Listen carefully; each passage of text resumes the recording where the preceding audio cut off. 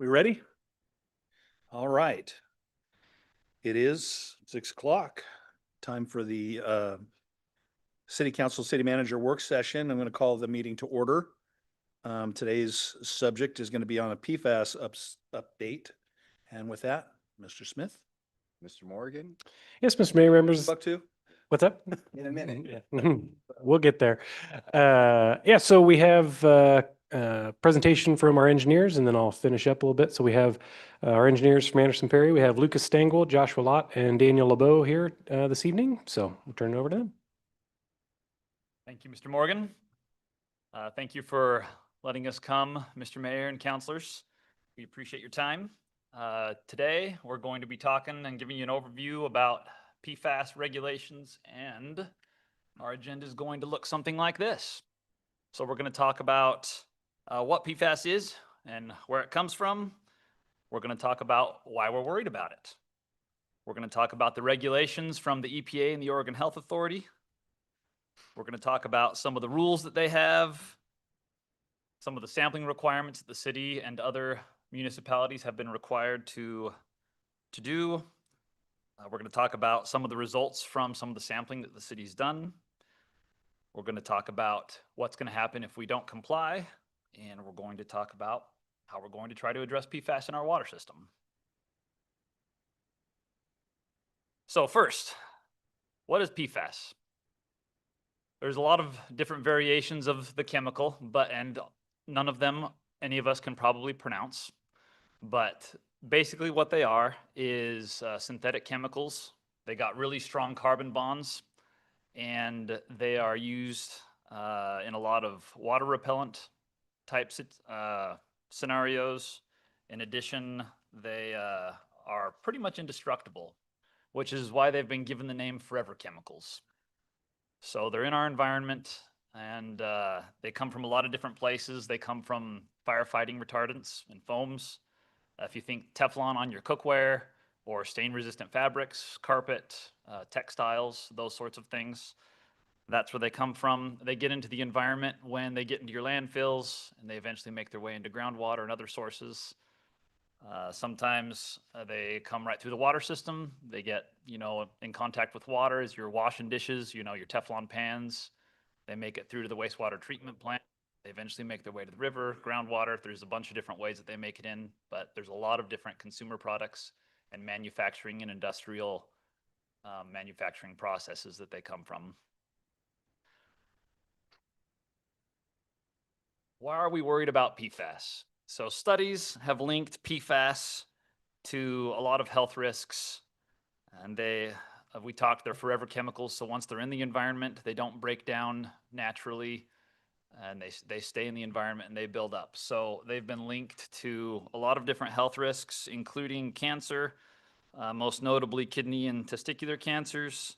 There's reproductive and development issues, decreased fertility, pregnancy-induced high blood pressure, low birth weights in infants, etc. There's also some immune system suppression that has been linked with PFAS, which just means your immune system can't fight off infections that you'd already get or sicknesses that you'd already get. It can disrupt the hormone balances in your body, typically or sometimes leading to increased risk for thyroid disease. And then it can affect your body's metabolic processes, including higher cholesterol levels and alterations in liver enzyme activity. So PFAS is pretty important. It's linked to some substantial health risks, and as such, the government's regulating it. And I'm going to turn over some regulation requirements are going to be discussed by our engineer Lucas Stengel. He is our assistant water division lead and has been working very heavily on PFAS for various municipalities throughout the state. And I'm going to let him take it from here. Yeah. I'll get into some of the regulations that have come out and kind of how we got there. In, I think, around 2013, the EPA started pushing out monitoring for PFAS. And from that monitoring, they started setting some advisory levels in 2016. Certain states where PFAS is more prevalent even started making their own rules. I think as far back as like 2007 and on. And so then in 2024, the EPA released their first round of regulations. In the PFAS regulations from the EPA, it included 6 maximum contaminant levels for 5 variations of PFAS and a hazard index, which we'll get into in a moment. It outlined the initial monitoring and the ongoing compliance monitoring requirements for PFAS, and also had a compliance schedule for communities to meet all the regulations. This is a summary of the regulated compounds of PFAS. So there are, I think, hundreds of different type or compounds of PFAS, and these are the ones that the EPA has put regulations on. PFOA, PFOS, PFHXS, PFNA, then what they call Gen X chemicals, and then they made a hazard index for a mixture of various chemicals, and for the regulation included those 4 listed there, which is the PFHXS, PFNA, HFPOA-DA, which is the Gen X, and PFBS. In the second column is the regulatory limit, or the MCL, maximum contaminant level. And as you can see, the PFOA and the PFOS are at 4 parts per trillion, while the other 3 specific compounds are at 10, and the hazard index, if you're over a 1.0, you're above the limit. Okay.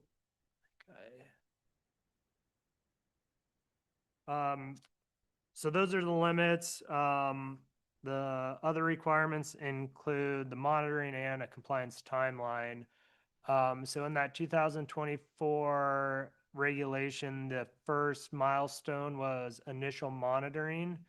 That initial monitoring is due in April of 2027. Following the completion of the initial monitoring, water systems will have to go into ongoing compliance monitoring, which we'll talk a little bit more in a minute. And then it also, if PFAS levels exceed the MCL, maximum contaminant levels, as part of the initial monitoring, has a implementation compliance deadline of April 2029.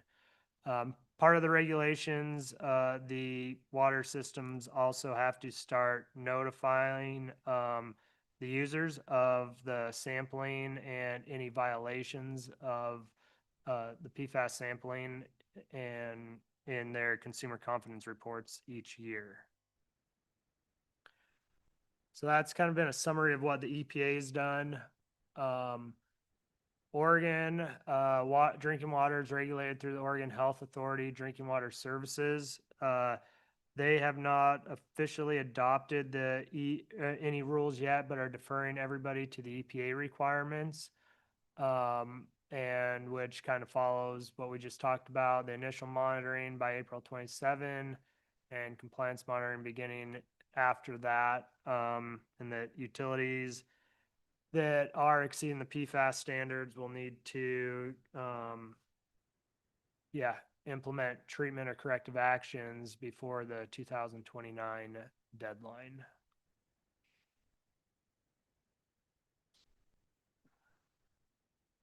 As part of this whole rule that was put out in 2024, in 2025, the EPA announced a new process for a proposed rule change to the 2024 PFAS regulation.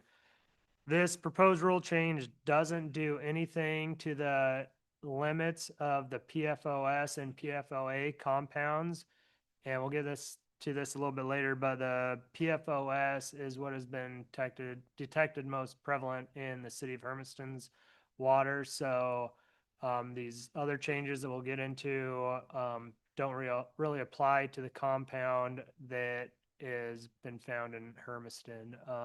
But the proposed rule change would rescind and reconsider the MCLs for the other three specific components or PFAS compounds, and would also allow public water systems to request an extension on the compliance deadline from the current 2029 deadline to 2031. There is a draft rule currently out that recently completed public comment period, and the current estimate is a draft final action in late 2026 or early 2027. That final action could approve it, could modify the draft, or could make it so the current rule stays as is. So until then, we're going off those 2024 PFAS rules. They're kind of the current enforceable action. So sampling, we talked about initial monitoring schedule. And so who has to do it? And the answer to that is all community water systems and non-transient, not community water systems, but any, municipality providing water to users must comply with the PFAS regulations. For the initial monitoring varies a little bit based on both the water sources, groundwater source versus surface water, and also the size of the water system and how many people it serves. For the city of Hermiston, the initial monitoring kind of results in that for each source, the city has to take quarterly samples, so basically 4 samples within a 12-month period, and each of those samples need to be 2 to 4 months apart. And that's at each water supply source that is being used. And like we've talked about before, the deadline for that is in April of 2027. Then following that, and the ongoing compliance monitoring starts, the frequency of that is initially all based on the initial monitoring. And once you get into that, your results from this ongoing compliance monitoring can also affect the frequency at which the monitoring has to be completed. It gets a little complicated. EPA put together this chart, but basically the less PFAS that's detected in the system, the less frequently you have to sample for it.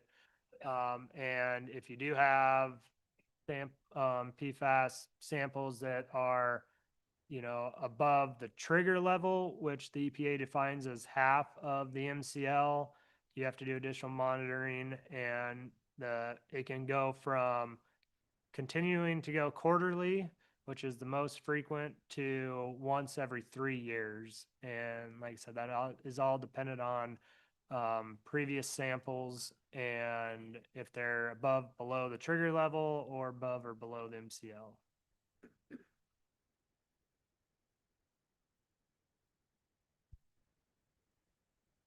That's a lot of stuff to digest. We recognize that.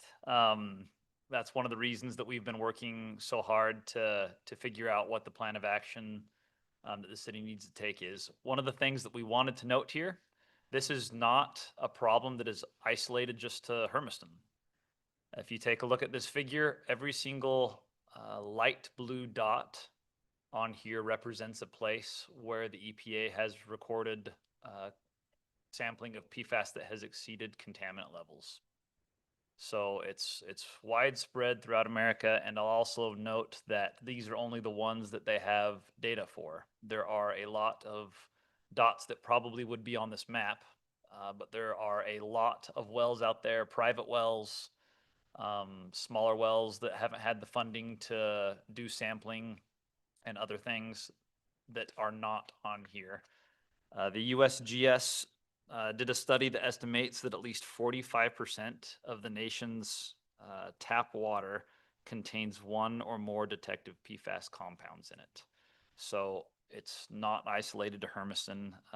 For another number, that means that about 71 to 95 million Americans who rely on groundwater sources, those groundwater sources contain these PFAS compounds.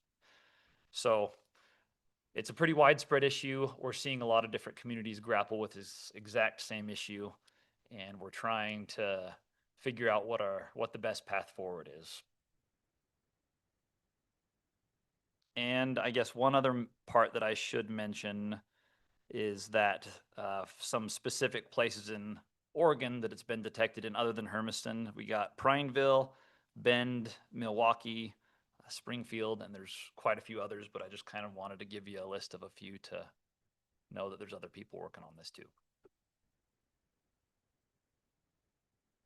And so with that focusing down, this is a table kind of summarizing the results of the testing that the city has done for each of the water sources that are in use. So across the top there, we have well number 2, 4, 5, 6, and the regional water system treatment plant. Tried to color code it to kind of help show the testing results that exceeded the MCLs, and kind of as noted earlier, that PFOS compound was detected above the MCL for well number 2, 4, and 5. PFHXS also had some test results above the 10 parts per trillion MCL, which also kind of results in the hazard index being above the MCL. For the hazard index, basically, if you have any of those 4 compounds above the MCL, it will result in a hazard index of 1 or greater. But those kind of ranges shown are the minimum and maximum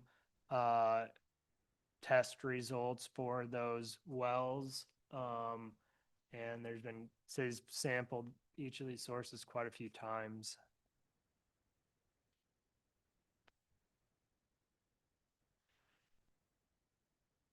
So the question is, why is PFAS in Hermiston a problem?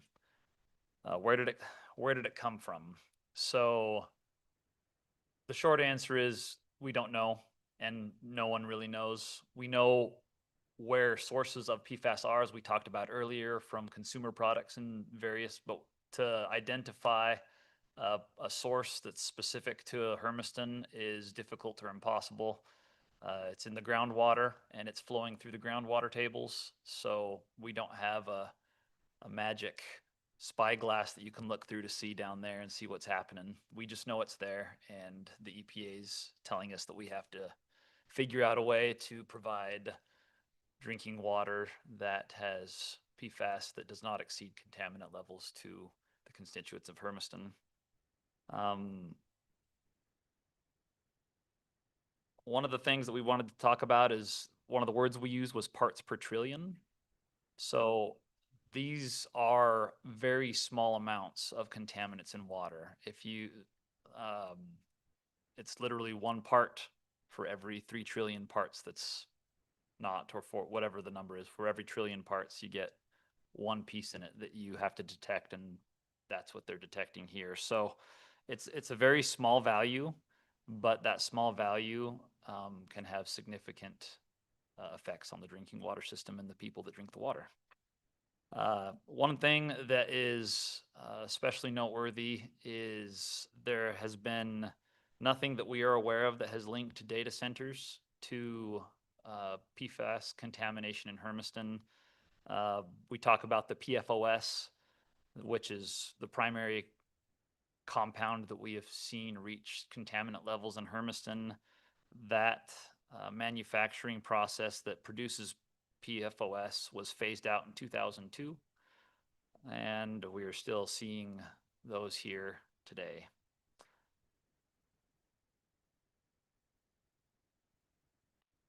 So we'll go to the next slide, which talks about what if the city doesn't do anything and we just maintain the status quo?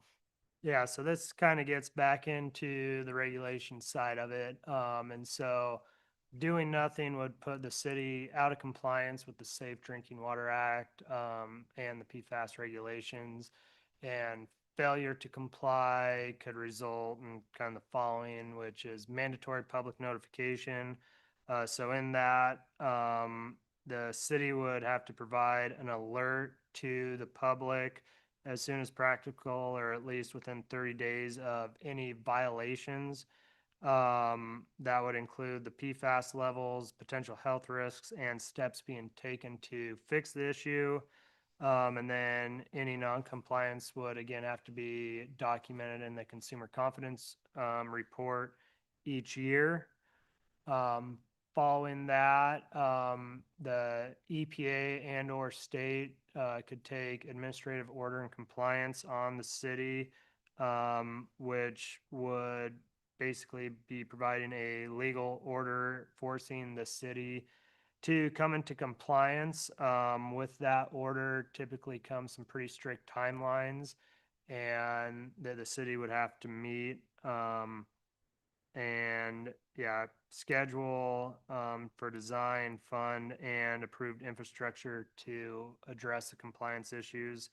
If the order is ignored, that's where the fines and other financial penalties come. This is, like I noted, it's part of the Safe Drinking Water Act, and those fines can get pretty hefty with, up to tens of thousands of dollars per day, depending on the violation. That's what happens. Yeah, if nothing's done and PFAS continues to be pumped into the city's system.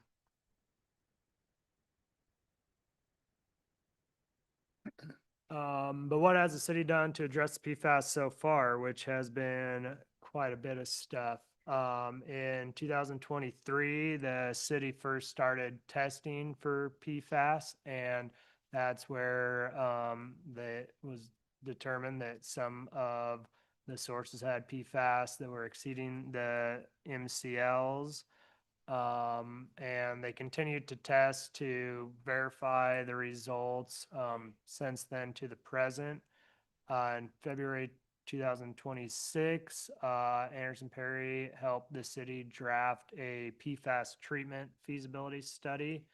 That study was very specific to what options are available for treating PFAS at the 3 well sites with detected levels over it, focused on the most cost-effective option for treatment only. Kind of based on the results of that study, it was kind of decided to maybe look broader at more than just treatment, what other sources are available, other, that the city has access to. And so the cursory PFAS mitigation evaluation summary was completed last month, and that expanded on the treatment and looked at 10 other alternatives that could mitigate the PFAS. It wasn't just treating those 3 sources, could be using other sources that the city has rights to that are undeveloped, expanding existing sources like well number 6 of the regional water treatment plant and various other ones. And kind of out of that high level evaluation came 4 other alternatives. That those 4 alternatives and the treatment alternatives were included in the kind of where we're at today, which is the draft PFAS mitigation feasibility study. And that, I think we're turning it over to Mark.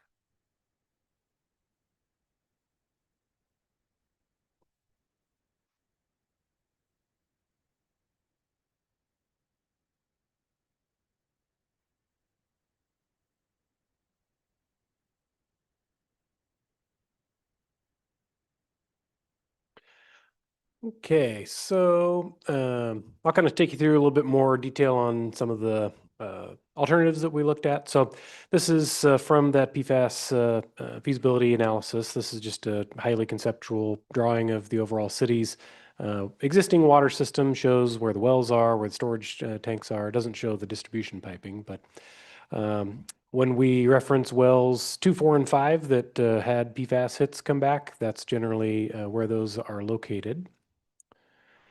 And as Lucas mentioned, we looked in the initial recommendation came out was to simply install treatment at those 3 well sites, treatment and filtration at those locations. Some of the drawbacks and part of the reason why we decided to go into a much deeper look at it is there's significant capital cost associated with installing the treatment and filtration equipment, but there's also, and probably more importantly, just really expensive operational costs associated with doing that filtration process. And so if we were going to be spending such a significant amount through the process, it felt worthy of doing a deeper dive and looking at some other alternatives, some of which may potentially lead to an actual net gain in capacity, even if we're going to be spending a little bit more money to get there. So that's what sent us off looking at some other alternatives. And so the final recommendation that's coming out of this to get us to where we need to be to meet our existing demand for water and remove PFAS from the system is to still install treatment and filtration at well 5, not install any treatment or filtration at wells 2 or 4, but instead enhance and maximize our utilization of the regional water treatment plant.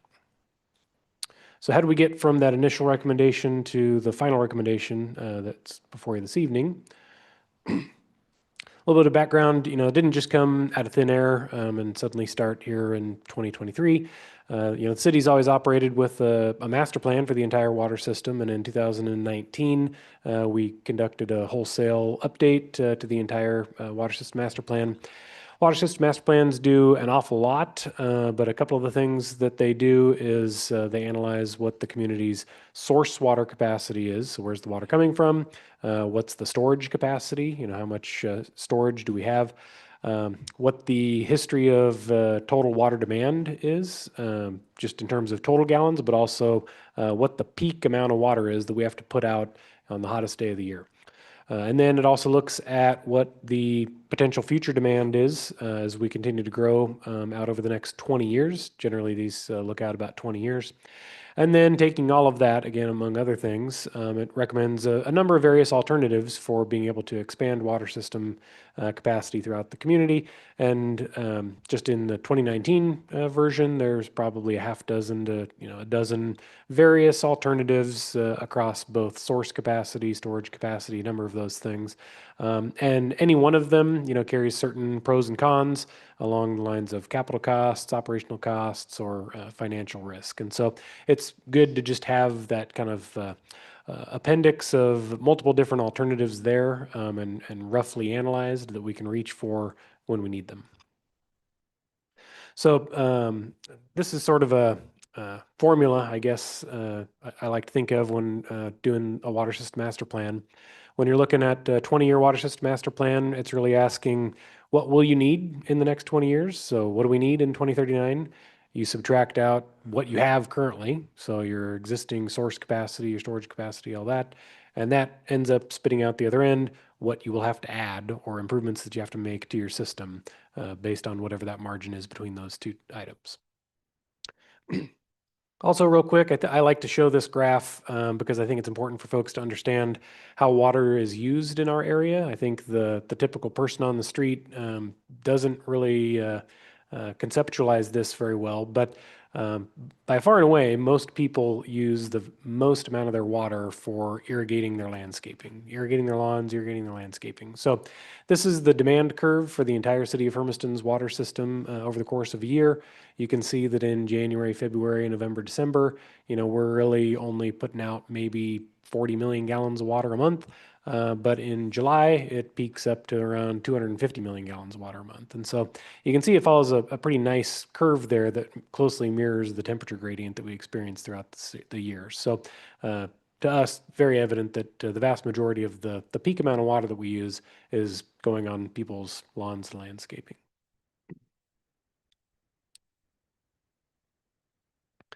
So there's a number of ways also looking at what our water capacity is. This is a screenshot from the PFAS analysis that Anderson Perry put together. This is looking at average daily demand.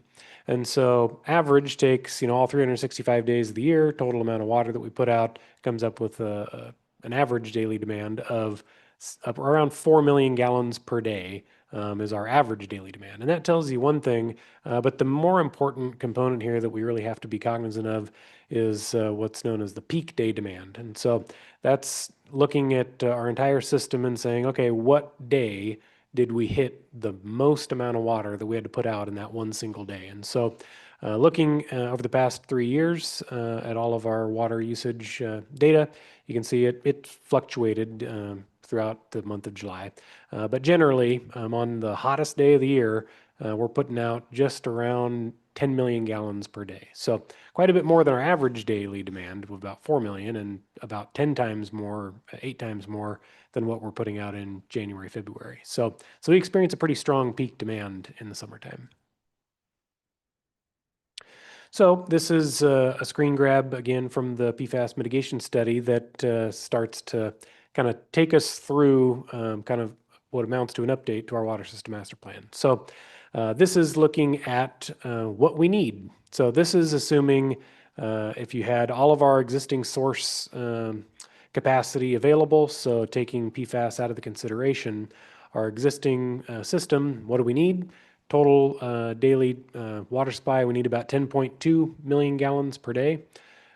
And then you subtract out what we have, which across all of our water supply sources, we have access to about 11.7 million gallons per day that we can flip the switch and put out into the system. So what that means is that as of right now in 2026, we have no need for additional capacity. We have about 14% surplus based on our 2026 demand.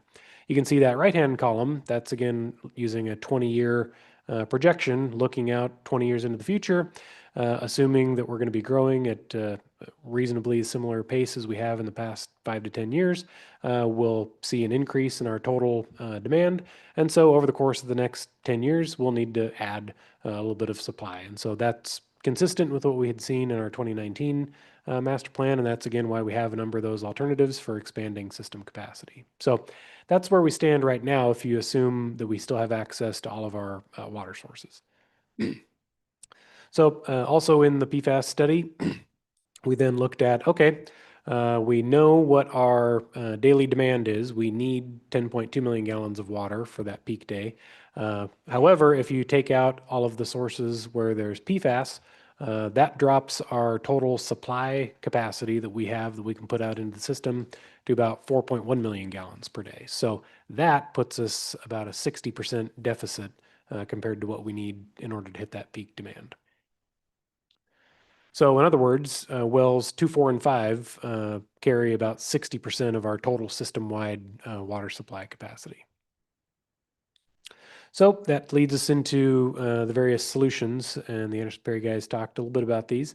And so there's a handful of these. I'm only going to run through about the top 5.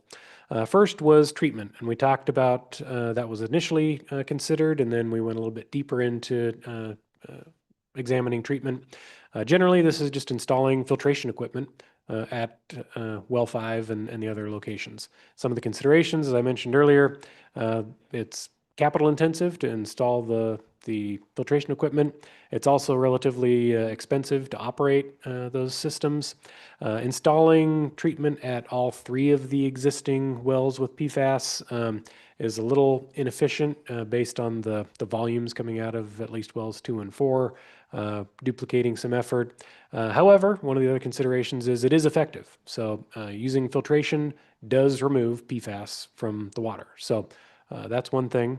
Additionally, another consideration is that installing filtration on those existing wells maintains some of the existing assets. So there's significant value in having those deep basalt wells, particularly on wells 2 and 4, as well as some of the other associated equipment that we have at those facilities. So installing filtration equipment does also maintain some of those existing assets.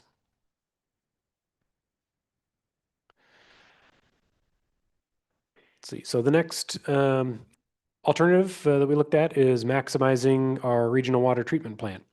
So the regional water treatment plant at Feedville and Highway 207, the city of Hermiston owns a certain amount of capacity in that facility, but for many years, our utilization of that system has been drastically underutilized, and that was mainly because it was simply more expensive for the city's water system to purchase water from the regional water system than it was for us to just simply produce it ourselves from our other existing water sources. So it's a perfectly good and perfectly fine water source. It was just more expensive for us to operate that system than it was to operate the others. And so that was sort of our last option when we were looking at supplying water into the system. So again, the city has some capacity built into the regional water treatment plant, but additionally, that plant was initially sized to accommodate not just the city's capacity, but also a couple of other large industrial users,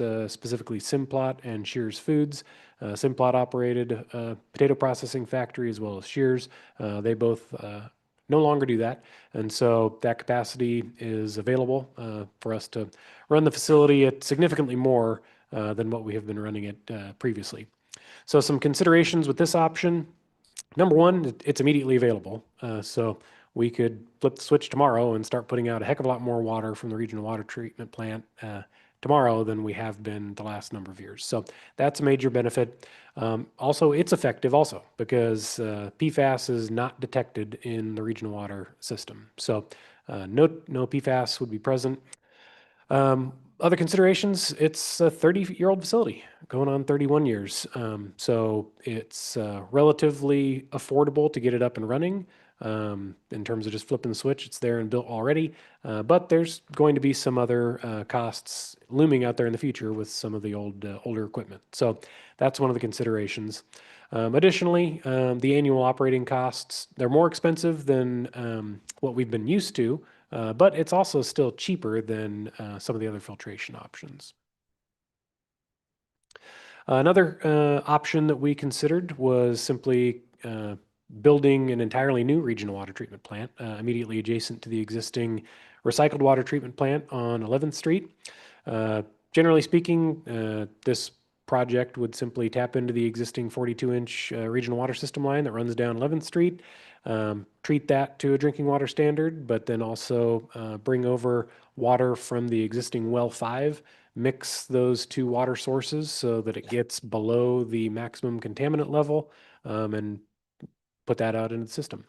Some considerations with this option: it would be a large project, so it would not be immediate, so it would take time, and so we'd be running up against some time deadlines there. Also, operating costs. I think when we were initially heading down this path, we were more hopeful that the operating costs would be lower than what they turned out to be once we really got into the nuts and bolts of it. So relatively expensive on the operational side of things. One of the other considerations is, that solution depends entirely on the maximum contaminant limits staying where they are, and us mixing the well 5 water, which would still have PFAS in it, and simply diluting it down so that it gets under and within safe drinking water standards. So if there's anything I know about drinking water limits, is they never go the other direction. So you'd be at the risk of future limits getting cranked down further. And then additionally, and probably the larger concern is going with that route, it would shift a large amount of our water capacity into that one location, and it would have a potential risk of a single point failure in the sense that it would depend entirely on the 7-mile regional water system pipeline. So there could be potential opportunities where, a contractor is doing some rock blasting off of Bensel Road or something like that. Damage could occur to that pipeline, and the entire community could lose 80% plus of the water supply for an extended period of time. So there would be some potential downsides of essentially putting most of your eggs in that one basket. Another option that was considered is what we would consider to be a Columbia River collector well. So this would be running a pipeline 7 miles from the Columbia River, so a second pipeline, so it would be redundant. And it would rely on bank filtration. So rather than having a straw directly out into the river and sucking in water, fish, and shells, it would be effectively a well just on the bank of the river and sucking water through effectively a sand filter on the bank of the river. So that does most of the filtration. There's a number of other communities across Oregon and Washington that utilize this type of a system on the Columbia River already. So it's effective. It's been used and is used elsewhere. Some considerations, though, it would, out of all of the options considered, it would require the most upfront capital, about $47 million, mainly to construct that 7 miles of pipe. Additionally, from a timing standpoint, it would be a little challenging. You don't just acquire that route, whether it's right-of-ways or easements, immediately. So that would be a little bit of a challenge. It does, however, carry relatively low operating costs because the bulk of the filtration is taken care of simply by the banks of the Columbia River. We would then just mostly have to chlorinate it and take it from there. So relatively low operating cost. It would add some redundancy into the system. One of the other upsides, though, is it would be a significant new capacity source for the community. But again, from that financial risk perspective, based on the total volume of water that we need currently, we would be sitting on a significantly expensive piece of infrastructure that we would need to find some paying customers to help us pay for that infrastructure relatively quickly. So that's one of those options that's out there. And then one of the other options is expanding on aquifer storage and recovery. So we're already in the process of developing an aquifer storage and recovery project down along Feedville Road. And so right now we're on track to pour somewhere around 600 million gallons of treated drinking water down into the aquifer by this coming April. So the one of the wells is already there. What this solution or this alternative would do is it would install an additional, what they would refer to as a recovery well. So we're building a large bubble of clean, potable drinking water in the aquifer. This additional well would allow us to pull that water out in addition to the existing well. Some of the considerations with this alternative, it is, and I had to put quotes around low, it's relatively speaking, relative to the other options, it's relatively low upfront capital cost, estimated about $7 million. Permitting, it would take some time. We were well on our way with a lot of the other ASR components, but there would be some timing associated with permitting. This one actually does have the lowest direct operating cost. There would be some other costs associated with treating the water at the regional water treatment plant, but it does have relatively low operating costs. But probably the biggest drawback on this option is taken in consideration of the overall scale that we need. It had the one of the lower total capacity outputs of all the various options that we considered. So it would not be one of the main sort of baseline water sources, but it's still a significant option for us. So that takes us to the solutions that are recommended. So the blue arrows being the ones that are recommended. So install treatment at well number 5, fully utilize the regional water treatment plant, and then simply mothball wells 2 and 4. And so just doing those two proposed options, installing treatment at well 5 and fully utilizing the regional water treatment plant, that allows us to meet our projected full peak day demand over the next 20 years, so by 2046. So those two options allow us to be where we need to be in terms of total water supply for the community. And I put that as, that's what we're proposing in terms of what I would consider to be like our base load. That's there. It meets the total current demand. However, I think aquifer storage and recovery is another one of those alternatives that as we continue to move into the future, I think that's one that would probably be one of the first options that I would recommend that we reach for if and when we get to that point of needing some additional water. So that would allow us to store 250 million gallons a year of winter water and simply utilize that only in the summertime, really because most of what we're trying to solve for is that summertime peak. Now, financials, how are we going to pay for this? So this is a table from the PFAS alternative analysis. There were ultimately 5 main alternatives, a couple of sub-alternatives there, and specifically the 2 that we're talking about and what we're recommending is alternative 1, that is installing filtration at well 5, and alternative 2, which is maximizing the utilization of the regional water treatment plant.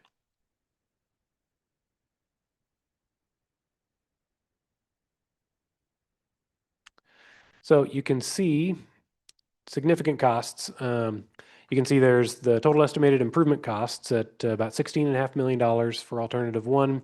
But then the next column shows annual operations, maintenance, and replacement. And so you can see relatively expensive, adding about $1.4 million a year for the filtration option, adding about $1.2 million a year for fully utilizing the existing regional water treatment plant.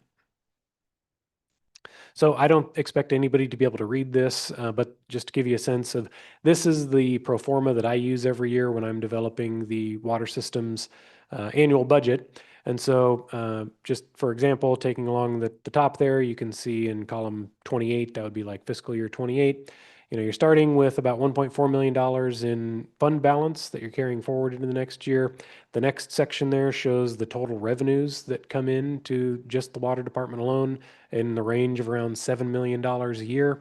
The next section there is our operations and maintenance. So you can see total operations and maintenance come out to about $4 million a year. The water department does then in the next section have some debt service, currently at about $1.3 million a year. So generally speaking, moving forward over the coming years, we anticipate having in the range of around $1.8 to $2 million per year available that we currently transfer into our reserve for our capital improvement plan projects. So that's the current rundown of our water system budget. So paying for it strategy. And again, I would refer to this as a strategy right now rather than this is exactly what we're going to do because we're coming up, the Anderson Perry folks mentioned we have some deadlines coming up and we have to begin the process of moving toward implementing some of these alternatives with still a number of unknowns, not the least of which being some of the potential funding sources available to us. But we need to get moving on some of these implementing some of these strategies. So I'm breaking it down really into kind of two different components. One is how do we pay for the upfront capital costs? And so our primary intention and our primary goal from the beginning would try to maximize grant funding availability. And the Anderson Perry guys can talk a little bit about some of the grant funding that is out there. It's not guaranteed and it's a limited amount, but so there's some potential for grants, definitely opportunity for loans. But then additionally, you all remember back in May, you agreed joining in with a class action lawsuit surrounding PFAS litigation across the country. That's very undefined in terms of how much revenue that may, come back out the other end or how long that might be. But so I would target those sources for helping to buy down that $16.5 million upfront capital cost. Moving into the operations and maintenance side of things, I think well, maybe. There we go. Moving into the operations and maintenance side of things, the recommended source for being able to pay for this additional about $2.6 million a year in operations and maintenance. Only way we're going to be able to do that is to significantly curtail our existing capital replacement spending and our capital improvement plan.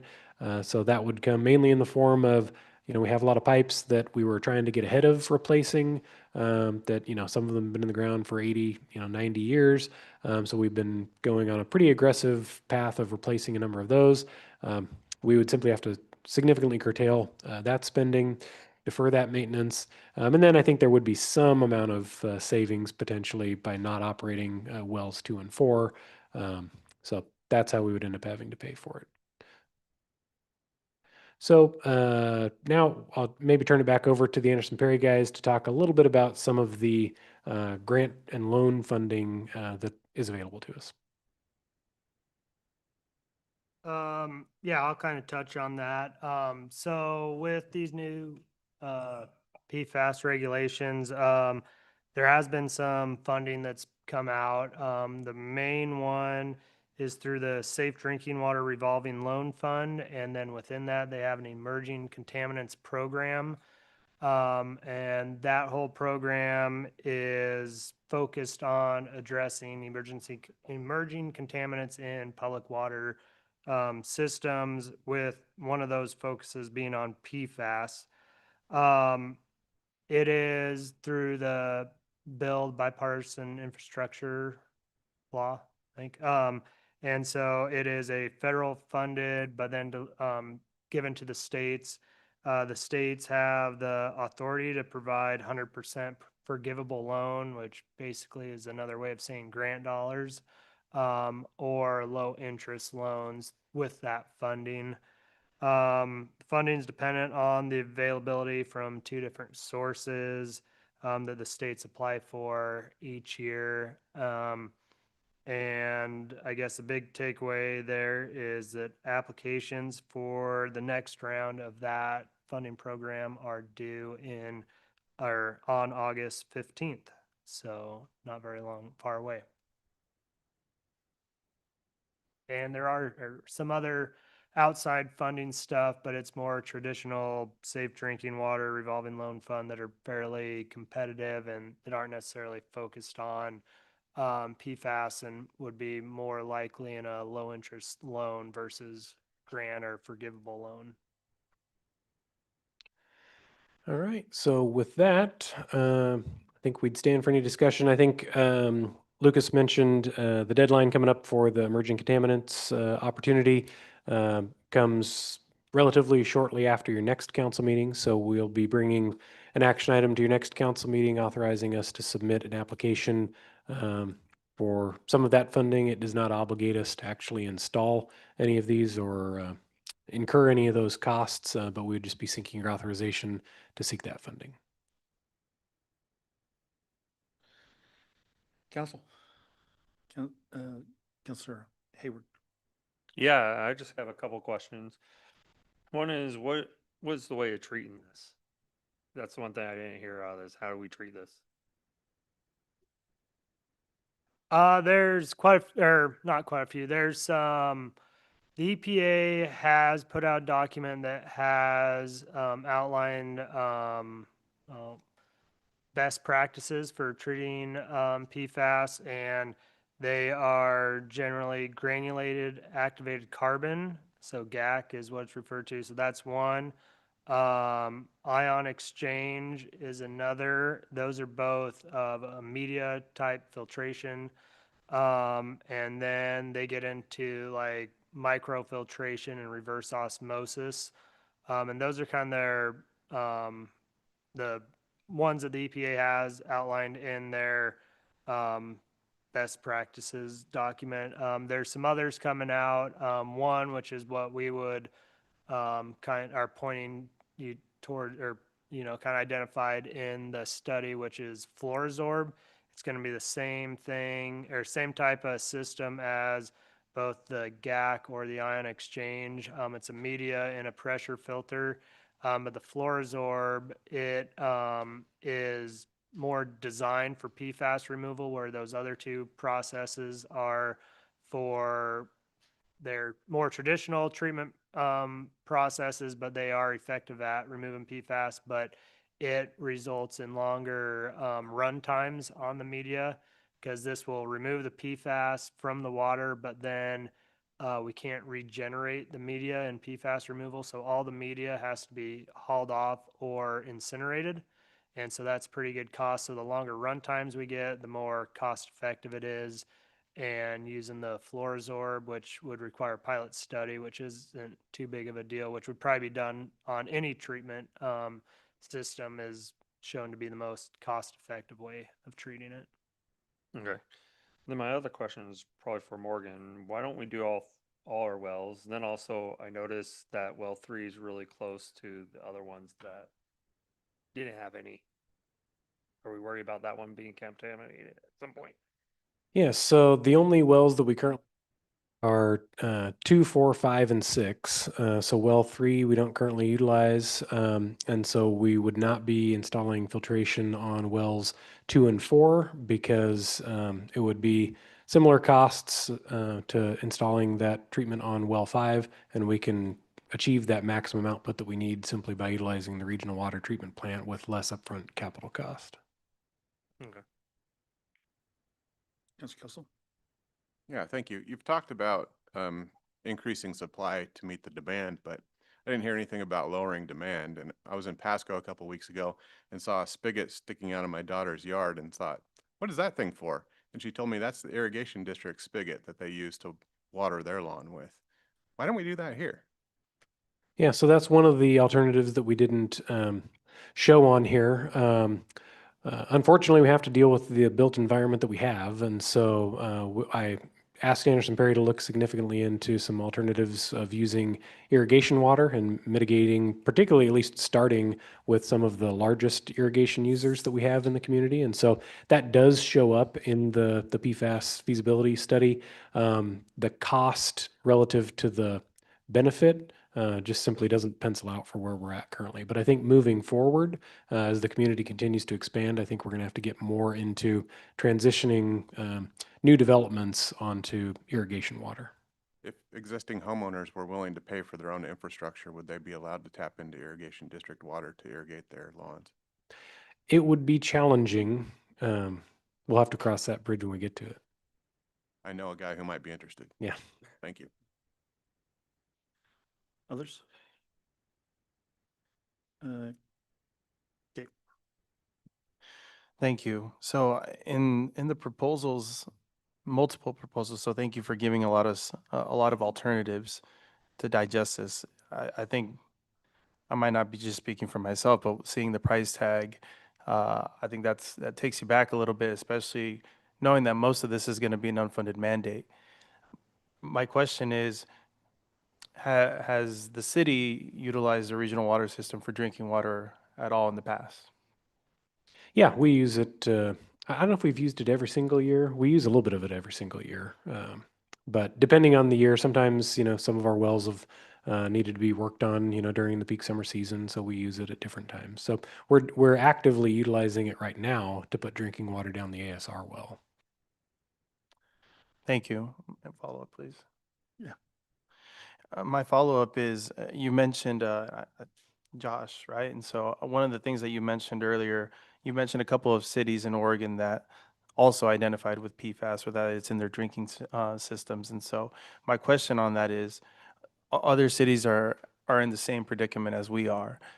Are they also considering doing something about this, different alternatives, or are they also considering not doing anything?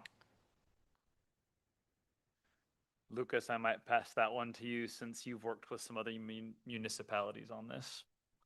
Yeah, I mean, the most of the ones that Josh named, we're not working with them directly. We are working on a few other, with a few other communities where they have PFAS and they're all in the same boat, working on studies, trying to determine, what options are available. But I mean, most everybody's looking at, addressing it and not putting they don't want to put PFAS into their water system.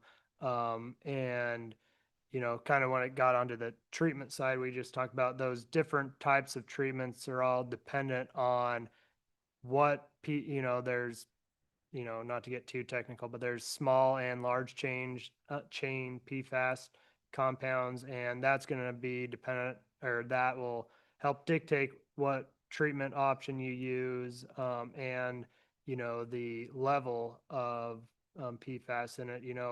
We kind of showed up there. I think, we max out at 11, 12 parts per trillion in Hermiston. That's relatively low. Other cities could have a lot higher and could require more treatment, but everybody's just trying to, figure out their best option and how to move forward. Everybody that we've been contacted by, at least. Yeah, I know the city of Kennewick is actively installing treatment on one of their collector wells, kind of in Columbia Park. So just really close to where the Blue Bridge is. Thank you. I guess for me, I wonder about our surrounding communities and other communities in terms of affordability.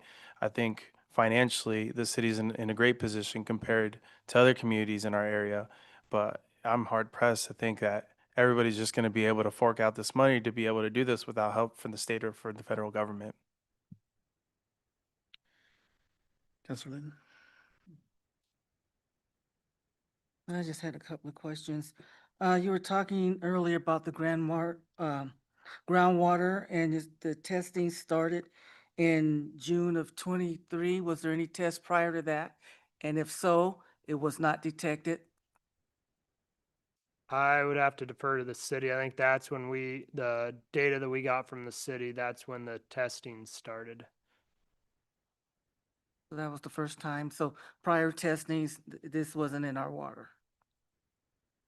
We weren't testing for it prior to that. Oh, you were not testing Yeah. for it prior to then? Okay. All right, thank you. I have some questions too, but I'll submit those in writing as we're out of time at this point in time. So at this time, I'm going to call the meeting, or the city council work session adjourned, and we'll be switching to the city council in 2 minutes. Give everybody a chance to get together. Thank you.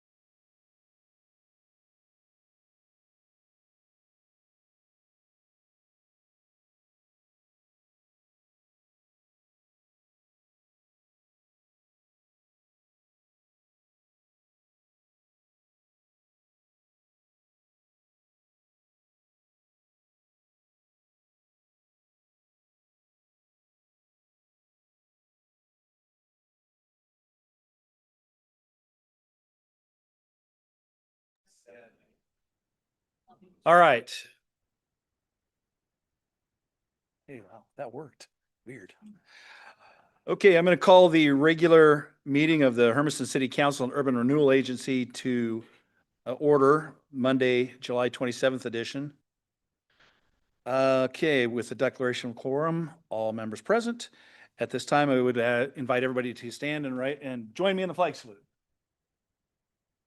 I pledge allegiance to the flag of the United States of America and to the republic for which it stands, one nation, under God, indivisible, with liberty and justice for all. Trouble getting that one out. Okay. Mr. Smith, do we have any changes to the agenda? No changes. Okay. All right, we are at the first opportunity for citizen input. Anyone wishing to bring anything before the council that is not on the agenda is asked to please do so and do the following. Limit your comments to not more than 5 minutes. State your name and place of residence and direct your comments to me.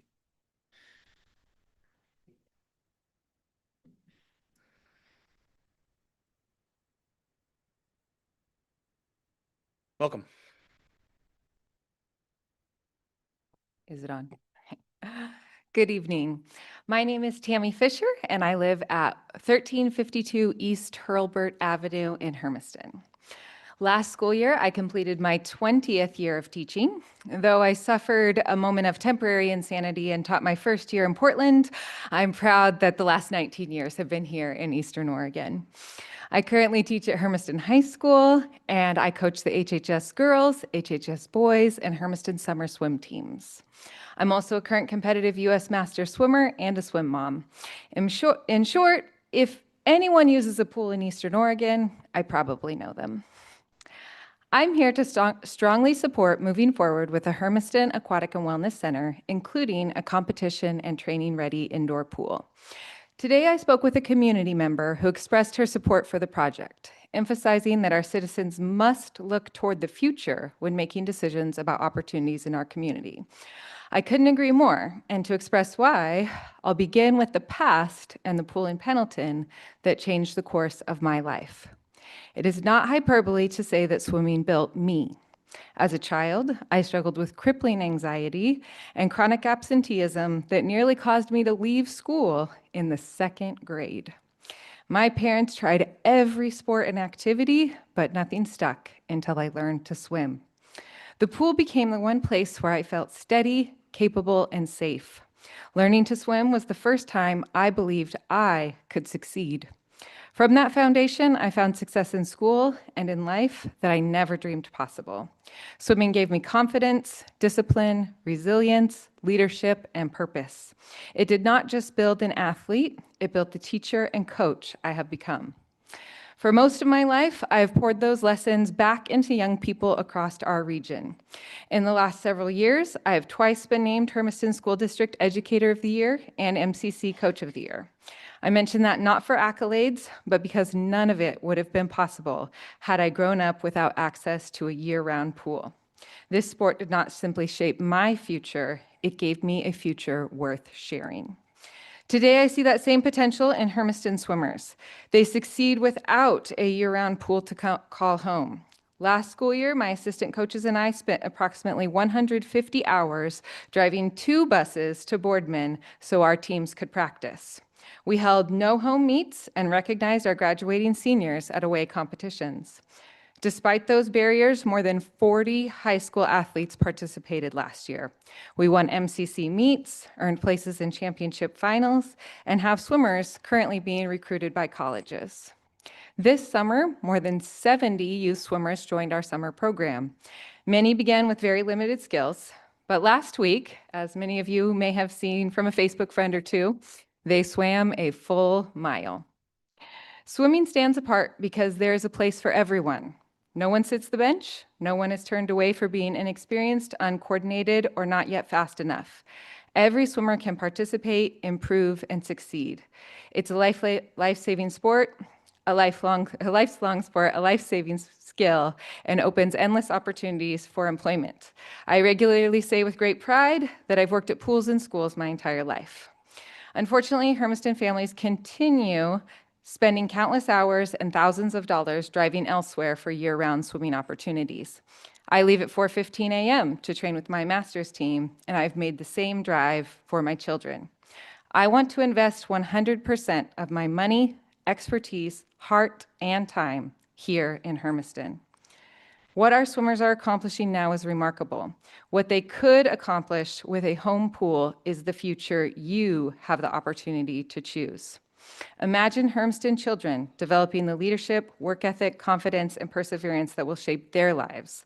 Then imagine what our community becomes when they pour those skills back into future generations. Research shows that the ages 9 to 14 are especially critical in the paths young people choose to take. Those are the years when far too many young people begin making choices that can lead toward school disengagement, addiction, trouble with the law, and homelessness. That future can change when children have another safe place to belong, meaningful goals, trusted adults, and teammates that expect them to show up. We can fill this center throughout the day and keep it running through youth and adult swimming lessons, high school and club teams, U.S. Master Swimming, water aerobics, rehabilitation, military training, hospital partnerships, and community programs. A pool does not simply build swimmers, it builds a future full of possibilities. Please vote yes to move this project forward in September. Thank you. Thank you, ma'am.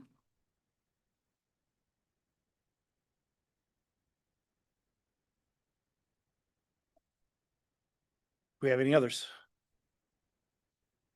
Seeing none. Thank you for your input on that, ma'am. Oh, okay. Hi, I'm Lynn Hamlin, and I swore I'd never live here, and I live on East Main, 816 East Main. Swimming has been a huge part of our family. I see Tammy every morning because now I'm teaching the water aerobics class every morning at 6:30. You guys should join us. There's 20 ladies, 25, working out at 6:30 in the morning every single morning. There's classes at noon, there's classes at night. Those classes are overflowing.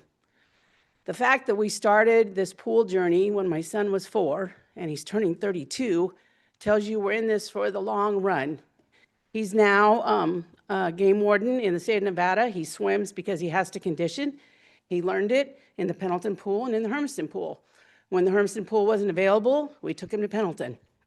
We've gone to meets outside of town. We've spent our money, motels. We've done everything we can. We are a swim family. My husband was the high school coach, the age group coach for years and years. He teaches private lessons right now at another pool. Swimming is part of our family. Please just move forward with you guys. 28 years is enough. Enough time. Boardman's got it. We got to do this. No matter what we do, we've got to do this. We've got to look to the future. We've got to build big because our community is growing. Thank you for that. Thank you, ma'am. Folks, I realize that you want to express that, but please hold the applause.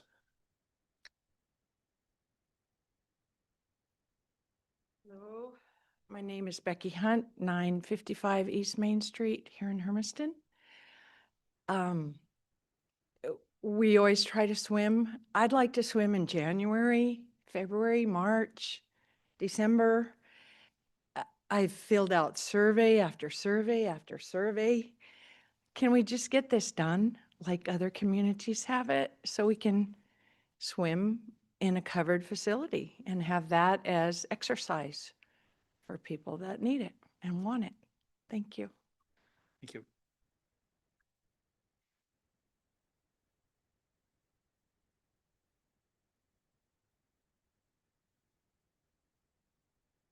Hi, my name is Delia Fields, 954 Southwest 1st. Oh no, Southwest 7th. Better thing about where I live. And I grew up lifelong Hermistonian and grew up swimming here. And I thought we were getting pretty close to like a regulation pool and kind of a whole facility. Not that I don't appreciate what we have, but we've kind of glanced by this before. Let's please move forward with what we need in our area. We're too progressive. We've got too many folks that can benefit. We're a positive community, and this is an area that really benefits, I think, so much more than we realize, both with the day in and day out, as well as like swim meets, things like that. It really is just a win-win-win. So please, please consider this. Thank you. Thank you, ma'am. Any others?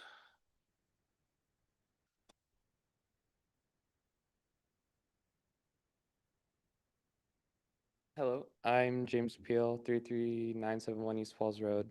I have been, past 2 years, I graduated as head team captain for the swim team. And I just want to say that swim has helped me to build my life. But it has been difficult with not having an indoor pool during the winter time. It's been really rough.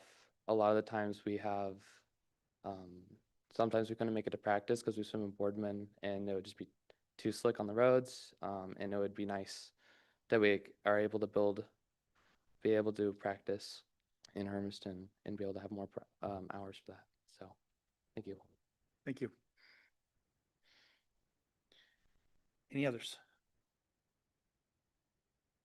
Going once? All right. Moving on. Consent agenda. We have one item on the consent agenda, committee vacancy announcements. Do we have any council questions?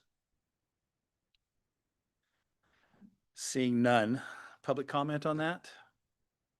Seeing none. Council comments? Yes, sir.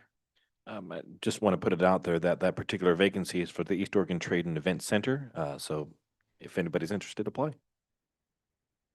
Thank you. Can I get a motion to approve? Oh, does anybody want to remove that item from that one item? Okay. Can I get a motion to approve consent agenda item A? Motion moved. Second. Been moved by Councilor Roberts, second by? No. No? Councilor McCarthy, sorry. McCarthy.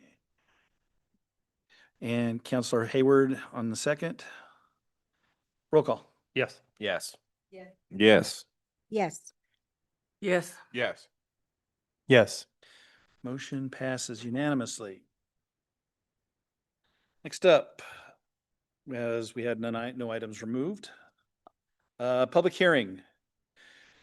Public hearing is on creating a local improvement district number 324, which is attached with ordinance 2383. So to begin with, is there any declarations of ex parte contact or conflict of interest from the council? Seeing none. Hearing guidelines will now be presented by City Manager Smith. The City Council is holding a public hearing regarding the assessment of local improvement district number 324. The City Council will take public testimony on this issue and make a decision at this meeting. The hearing process will begin with a staff report by Assistant City Manager Mark Morgan. Following presentation of the staff report, the City Council will take public testimony. Testimony will be received by supporters of the proposal first, followed by neutral testimony, and then opponents of the proposal will testify, at which time staff will also note any written remonstrances received by impacted property owners. The council requests that all people wishing to testify approach the microphone and give their name and mailing address before testifying. Council also requests that they identify which property they represent. People wishing to testify should limit testimony to not more than 5 minutes unless a longer period is provided by the City Council. Written testimony will be accepted from all parties. After everyone wishing to testify has had an opportunity to speak, the City Council will close the public hearing and enter deliberations. Once the public hearing is closed, no further testimony will be received. Mr. Mayor. All right. This hearing is now open. The city staff will now present its report. Mr. Morgan. Yes, Mr. Mayor, members of the council, this evening we're talking about ordinance 2383, which would create LID number 324 to construct East Jenny Avenue. As I mentioned, ordinance 2383 establishes local improvement district, constructs East Jenny Avenue. This is an aerial image of the area in question. You can see Diagonal Boulevard going diagonally along the bottom, Elm along the top, Northeast 10th Street towards the right-hand side. The improvement specifically is shown there by the red line, would extend East Jenny from where it currently terminates with its intersection of Northeast 8th all the way out to Northeast 10th Street. This is that same area in question in 2016. At the time, city staff was working with housing developers to better understand the needs for additional housing in the community. And by far and away, the single largest issue was the availability of developable land. So at that time, we began working with the then owners of the various properties outlined in red there, because it had been zoned industrial since zoning was originally applied to the city in the early 70s. Since that time, it had become relatively low-grade industrial land. Again, in talking with some of the property owners who had owned the property since zoning was applied in the 70s, they indicated that part of the reason for applying industrial zoning on that property or that area was back then they weren't sure if Interstate 82 would go east or west of the community. And this is obviously on the east side of the community. I-82 went west of the community. Additionally, Diagonal Boulevard through there back in the 70s up through the 90s was a state highway that has since been moved up to Elm. So, and then additionally, over that time, the community grew out and around the area, so it was really not ideal industrial land any longer. So working closely with the property owners, the city shared costs with the property owners to rezone that entire area to a mixture of residential and commercial. So this is roughly that same area with the zoning overlaid as of now. So you can see the bulk of it is now residentially zoned with a strip of commercial fronting on Diagonal as well as on Northeast 10. So since rezoning the property in around 2017, there's been a number of changes in ownership within the boundaries. One change that's occurred is the property on the west end of the proposed Jenny Avenue extension or construction is there was a fire at one of the three light industrial buildings that's since been demolished on that property. The next one to the east has subsequently sold to a residential developer who is in the process of building out a 200-home development.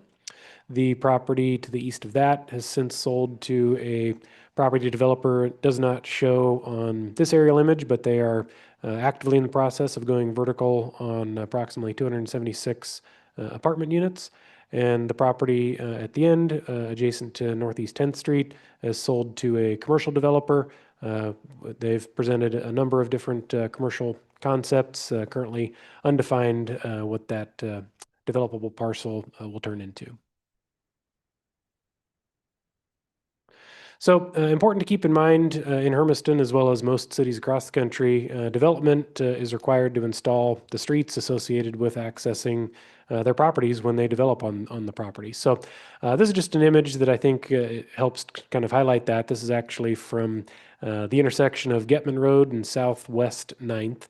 This is looking off to the east. This is an image from 2012.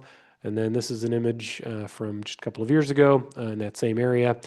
So you can see as subdivision went in on the south side of what was previously just a gravel unimproved roadway, they were required to install curb gutter sidewalk as well as the travel lanes.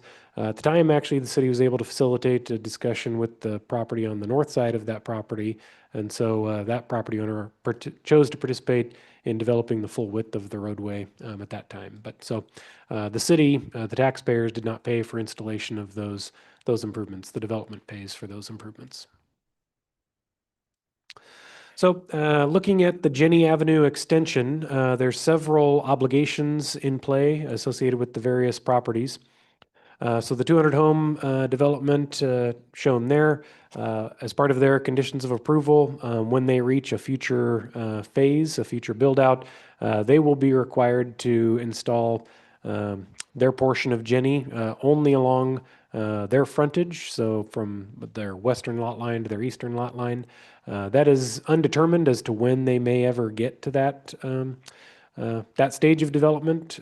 I can remember the Great Recession when there was still a number of undeveloped or unfinished developments throughout the region.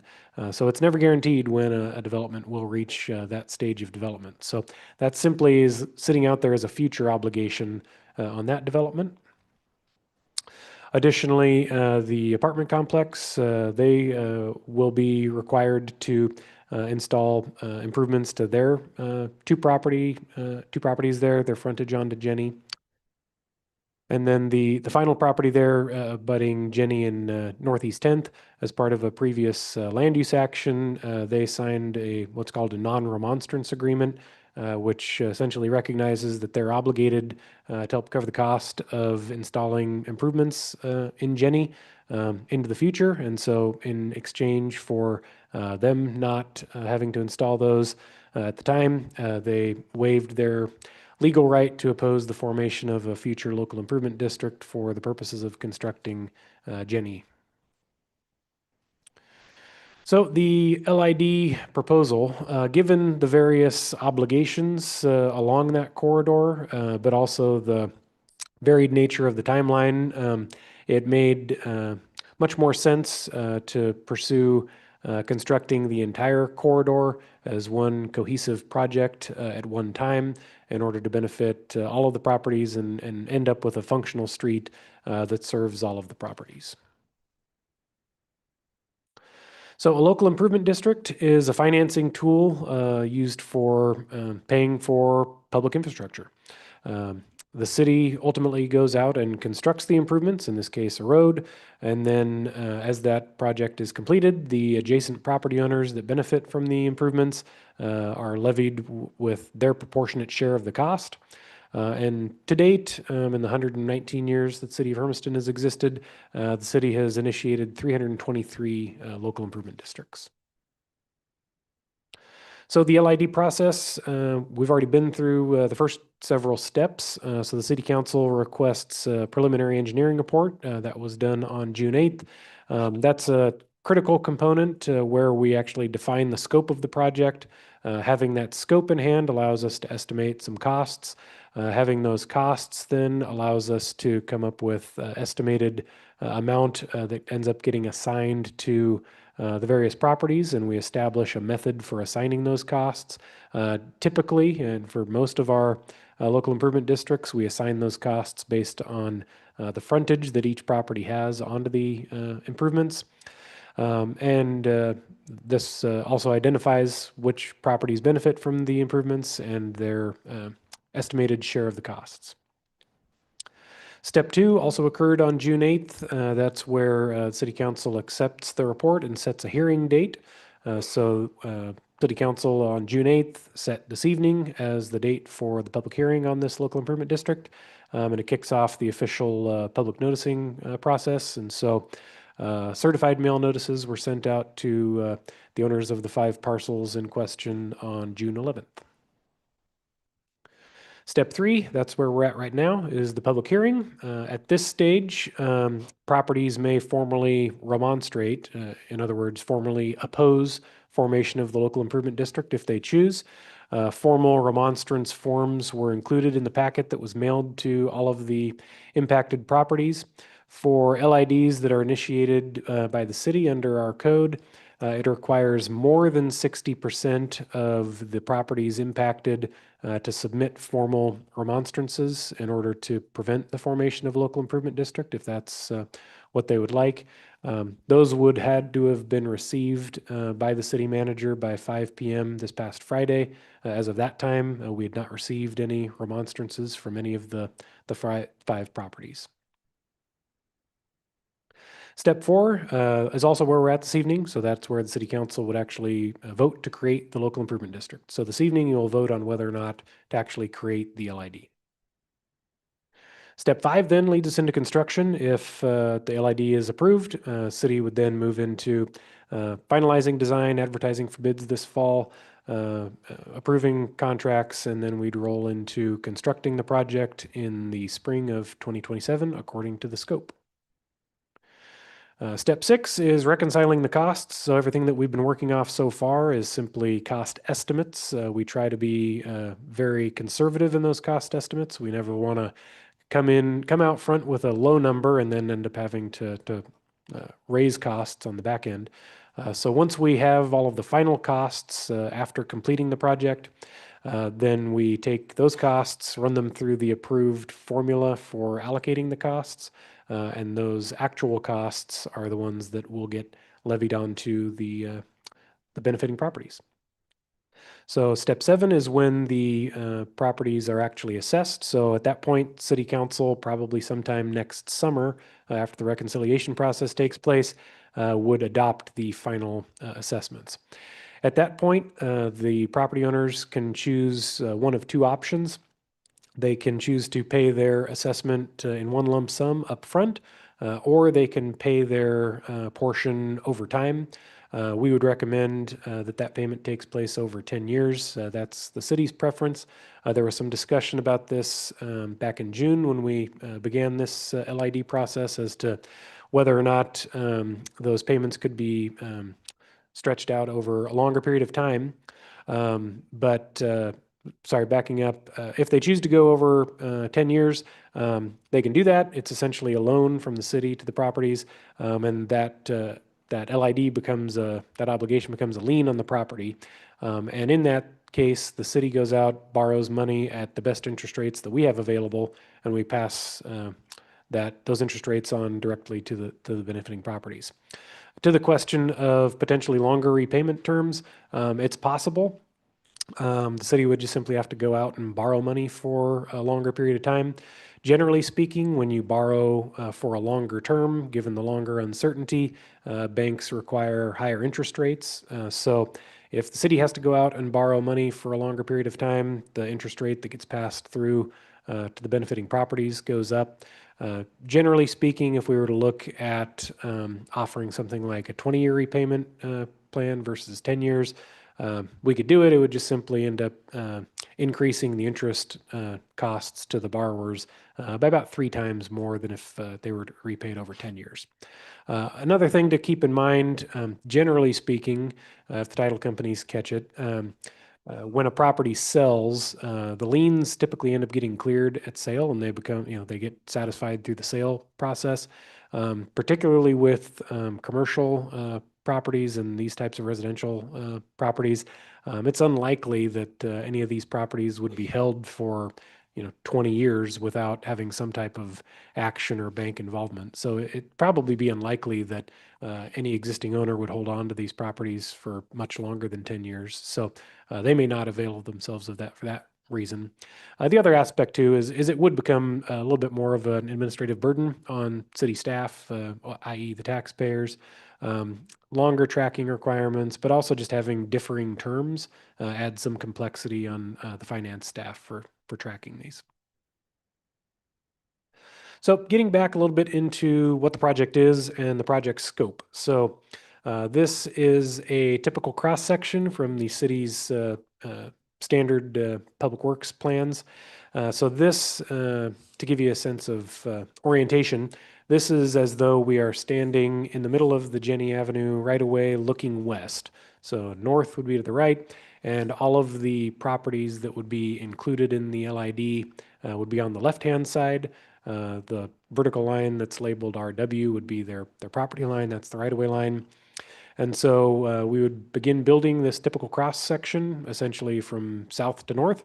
We would build sidewalk on the south side of the right-of-way. We would build a rock-filled infiltration swale, then install ribbon curb, parking lane, standard 11-foot travel lane, and then north of the center line of the right-of-way, and another 11-foot travel lane, and then North of that, it would simply be some minor infiltration areas for any stormwater runoff that happens to come off of the north side of the property. So the way that the breakdown of cost allocation shows in the cost estimate, we made that based off of an assumption that all of the properties that are included in the LID, they're on the south side of the improvements, and so they would be obligated to construct essentially the southern portion of the roadway. So everything from the right-of-way line out to the center line of the roadway, with the city of Hermiston's contribution in order to make an actually functioning street capable of accommodating two-way traffic. The city would cover the cost of the improvements north of center line, so essentially the cost of building the 11-foot travel lane north of center line. And additionally, there's a handful of properties on the north side of Jenny Avenue. For a number of reasons, it's unlikely that any of those will develop at any time in the near future. But if and when any of those do develop, they will then be obligated to install, again, sidewalk, infiltration swale, and any remaining infill paving between their property line and the end of existing asphalt. So cost-wise, total project currently estimated at about $1.2 million. Again, it's estimate at this point. Anderson Perry tends to be fairly conservative, and this includes a 20% contingency. Given the nature of the existing right-of-way, I feel that that's more than adequate. This cost estimate also assumes 2027 construction, so it takes into account a certain percentage of assumed inflation by next spring. Also important, and I'll touch on this a little bit later, but in order to facilitate the construction of this roadway, there's actually a significant amount of electric utilities that need to be relocated out of the travel lanes. The cost of relocating those electric utilities are not included in that $1.2 million figure, and they are not included as part of what would be expected of the benefiting properties to repay through the local improvement district. So this just, again, break down more on a percentage basis. So in terms of the total LID project, about 76% of the project will be paid for by the benefiting properties, and about 24% will be paid for by the existing city taxpayers. So there's a couple of ways of allocating LID costs. These are fairly prescribed in state law, and we have additional detail in our local city code. And generally, we need to be proceeding in a manner that's fair to everyone. And so we're required to assign the costs of LID improvements according to the benefit that the various properties receive. It's important to keep in mind that with this project, it's really a very simple project. It's just installing street from the western edge of one property line to the eastern edge of the eastern property. And so in this situation, each property would otherwise be required to build the street directly in front of their property if and when they develop. So whatever usage is taking place on the property is really irrelevant to what the benefit actually is. So, the price of oil, rock, concrete, asphalt, all those things, those don't change whether, you're putting in maybe just a single law office that gets 10 cars a day coming to it, or a smoothie shop or a Dutch Bros that sees 500 cars a day coming and going. The cost of building that street directly in front of your property is entirely driven by the linear footage of your property frontage onto the street. So we're building it to the standard street cross-section requirements. And so in this instance, the street itself is the benefit. And so we're assigning the costs based on the benefit being received, which is the street that's being built. There's there's a number of other opportunities that you could use for assigning the costs. One example that may make some sense is if we took that same area and, let's say, as part of the LID, we were not just building Jenny as a street, but let's say we were also installing a traffic signal at the intersection of Diagonal and 10th. In that instance, you could say, well, all of those properties ultimately benefit from the traffic signal because it's able to service vehicles that are coming from the entire area, but the traffic signal itself doesn't front onto any one of those properties, but maybe, one immediately adjacent to it. And so in that type of a situation, it would probably make some sense to assign the cost of the street improvements on a per foot frontage basis, but assign the cost of the traffic signal on some other type of metric like area or trip generation or something like that, because it has no direct association with the linear feet of frontage. So I'm getting close to the end here, but this just kind of give you a sense on the electrical components that are at play here. This is an image on Northeast 10th Street looking south, just a little bit north of the future intersection of Jenny Avenue and Northeast 10th. It's a mess, so there are a lot of utilities going through that area. There are 2 different electric utilities. There's some transmission electrical, as well as some distribution associated with Pacific Core, but there's also Hermiston Energy Services lines going through that area. And so in order for Jenny Avenue to ever be built, particularly near the intersection of Jenny and 10th, approximately $450,000 worth of electrical relocation costs are going to have to come into play. Out of that, about $450,000 associated with the entire Jenny corridor. About $400,000 of that is directly associated with the intersection of Jenny and 10th that we're looking at right there. And so, as I mentioned, none of that cost is being included in the LID, but it's worth keeping in mind that is a cost that is at play, part of the project. So next steps before you this evening, we're having the public hearing. So you'll take testimony, and after the close of the hearing, you can choose to table the issue, you can cease the formation entirely, or you can approve the LID. If it's approved, that's again where I mentioned we'll move into final design, advertise the project this fall, construct the project in the spring, and then upon completion, tally the actual costs next summer, and then levy the assessments on the benefiting properties. Any questions? Okay. Council have any questions at this point? Councilor Brown? Thank you, Mayor.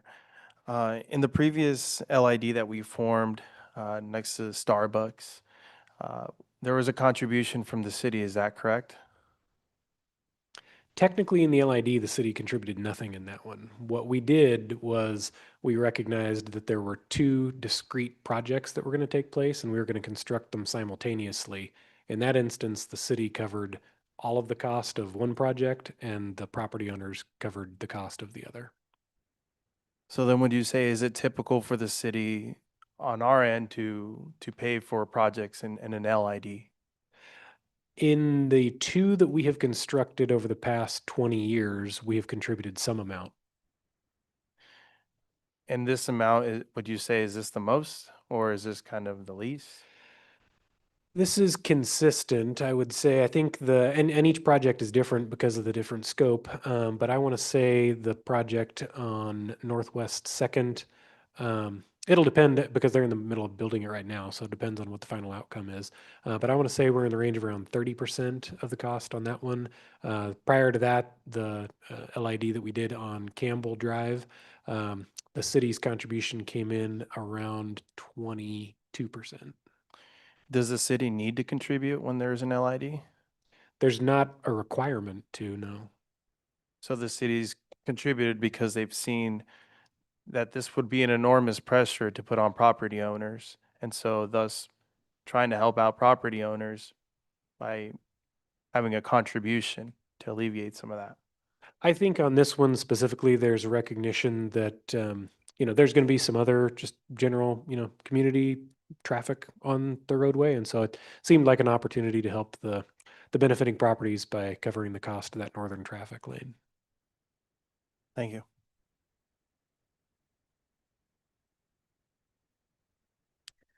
I have driven over in that area that you're talking about doing this LID.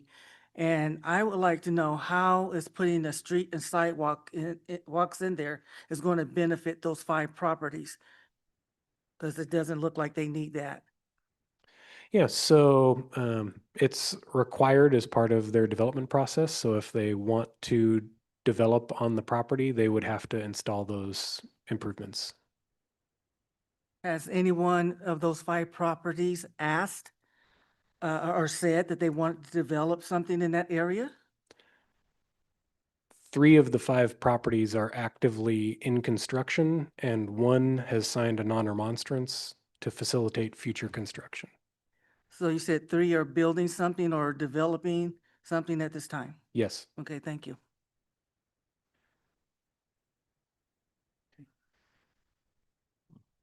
Do we know what year was the non-remonstrant agreement signed? I I guess think more in specific- 2021. Okay, so it was this property owner that signed it wasn't like a prior property owner that signed it. No, I believe the current property owners purchased it with the knowledge that this had a non-remonstrance on it. Okay. And then it seems to me that the north half of the street property owners aligning the north half, they're essentially getting their half paved for free. So if they were to future develop, they're getting a benefit that these other property owners are not getting. Is that kind of what I'm seeing there? No, not entirely. So I'm going to go to the cross section. So you can see they would still be required to install. So this only shows what we're building, but you can see on the south side, there's sidewalk, infiltration swale, a ribbon curb. It's like 6 foot of parking. So they would still be required to install sidewalk on their side, the rock infiltration swale, ribbon curb, and a few feet of infill paving. So additionally, and I mentioned, there's various reasons why it's unlikely that they will develop. So let's see if this actually shows up this time. No. So the north of Jenny, those white lines are property boundaries. North of Jenny on the right-hand side, that's east, that is owned by Pacific Core, and that is I don't want to say derelict substation, but it's not serving many new customers anytime soon. And so all of that brown area to the left of the developed substation is owned by Pacific Core. Unlikely that they will develop on that anytime in the near future. The property immediately to the left of that is currently already developed on, so there is a home there already. And then the 2 properties to the left of that, they are all part of property that covers what we know as Baker's Pond.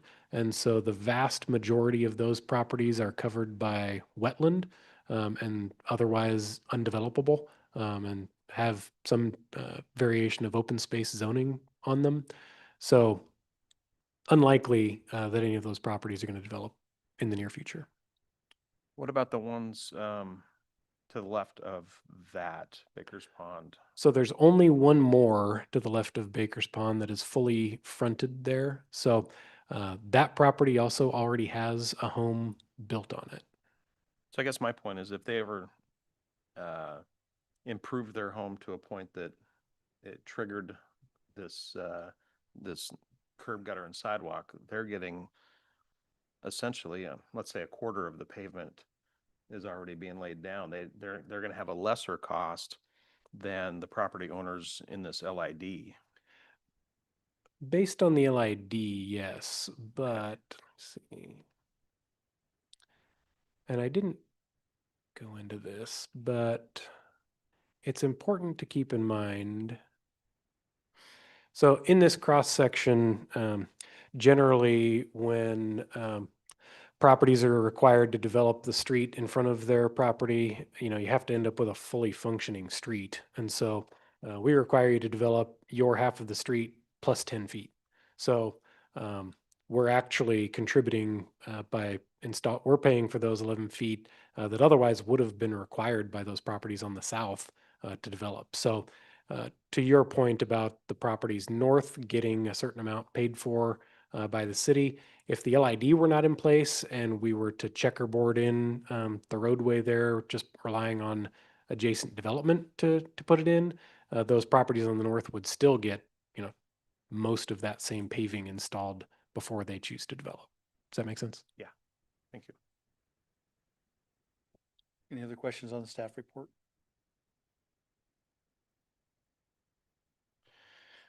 Just to follow up, in the schematics, I don't see, is there any plans for a bike lane?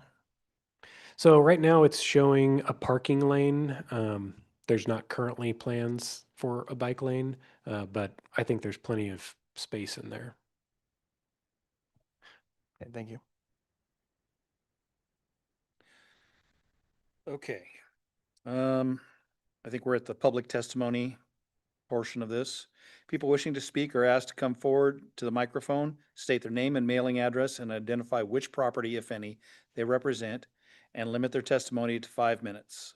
We're going to do this again, as stated earlier, proponents first, neutral parties, and then opponents and remonstrances. So with that in mind, do we have any proponents who wish to speak at this time? Seeing none. Do we have any neutral parties?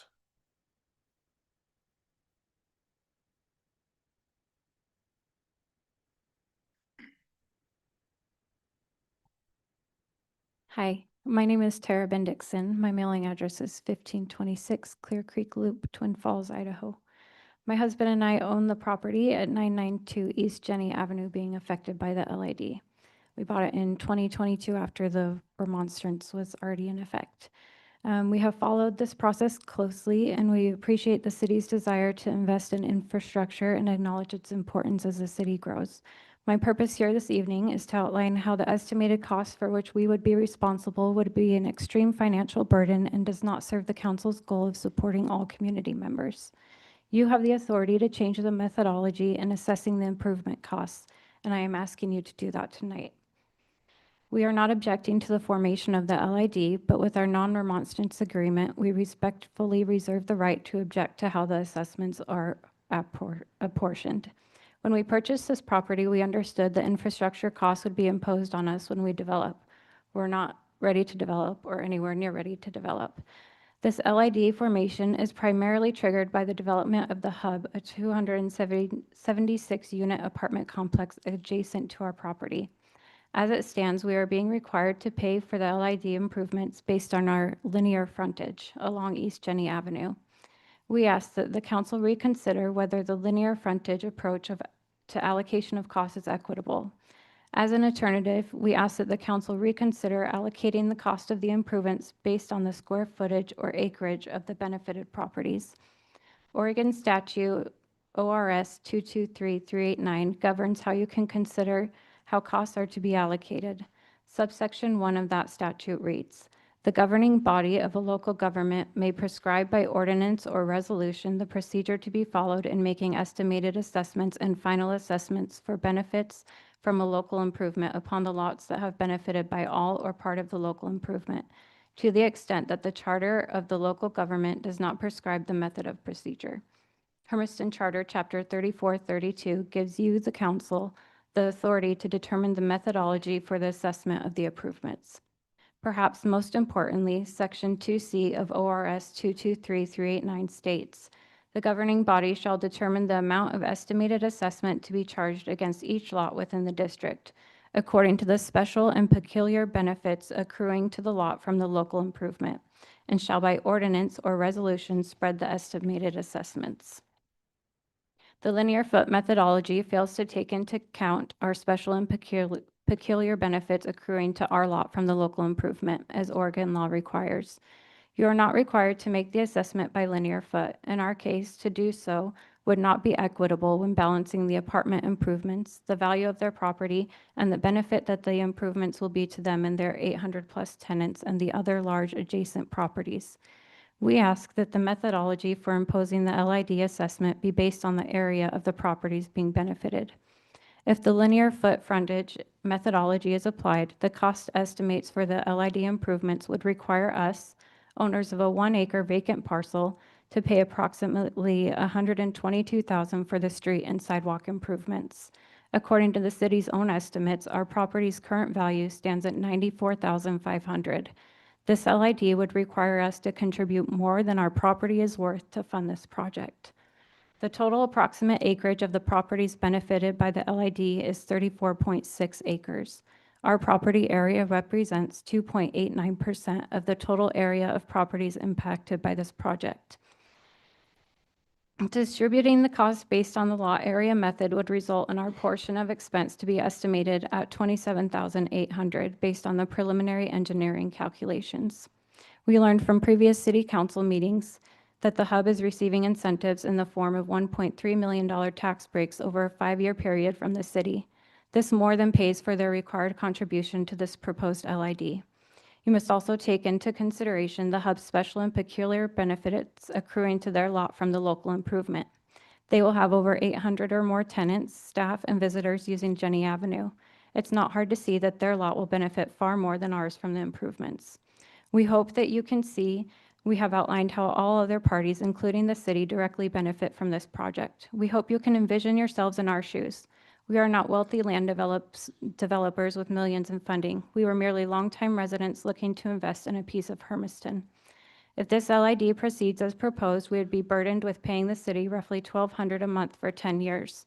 I don't know about you, but most families don't have the extra funds every month to pay just to maintain ownership of a property they have already purchased. You as the council have the authority to change how these improvement costs are allocated. We respectfully ask that you adopt an area-based methodology which more equitably allocates the costs associated with the improvements. Thank you. Okay. Any other neutral parties? Seeing none. Do we have any opponents or remonstrances who wishes to speak?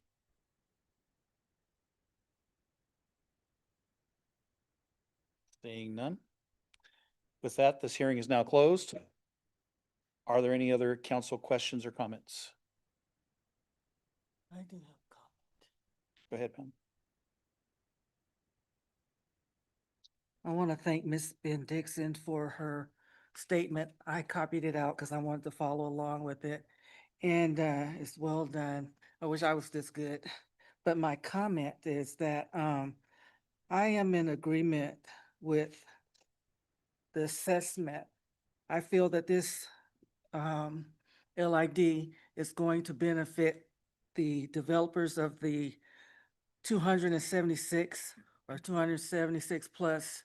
And if anybody should have to pay for the street and sidewalk, since it's going to be benefiting them, I feel that they should be the ones paying for the full amount of that.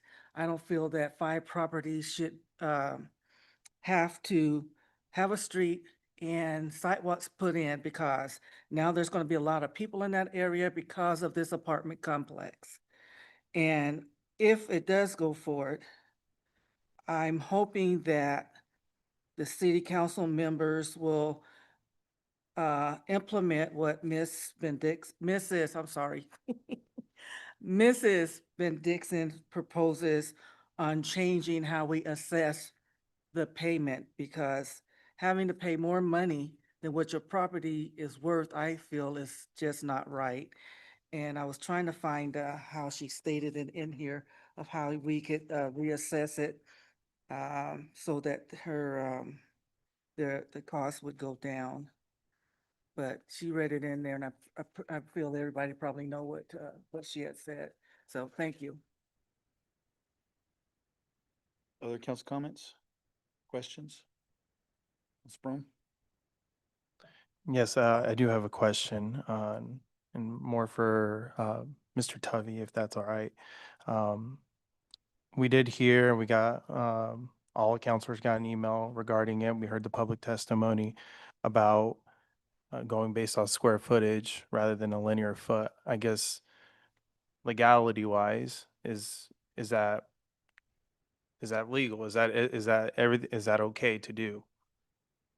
Well, under our code, where we have the ability to form local improvement districts, it does say that the city council will make the decision on a proposed methodology for establishing special benefit and levying assessments. And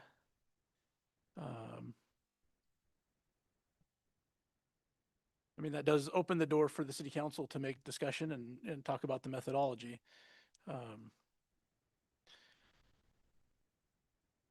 I guess with it laid in front of the council, there's been information provided through the staff report regarding how each property is supposed to develop and the requirements of how they develop. And then you have the request in front of you from the Ben Dixon property. So it is for the council to discuss, and then as you work through that, we can look at it further. A follow-up, Mr. Tovey, or and this might even be to City Manager Smith, is the linear footage what the city's done throughout our history? Is that the most common practice that we've done? I would say yes, it's the most common. Okay. I guess for me, I am interested in looking at a different methodology for it to being more equitable. I hear the argument, and I am sympathetic to it. On the other hand, though, I completely understand when you purchase a property there, and especially with a non-remonstrance agreement, and knowing that there will be development, that this could potentially happen. And so on one end, I believe that, property owners and property managers know that there is a risk of, that there might be unexpected costs, especially when there is going to be future development.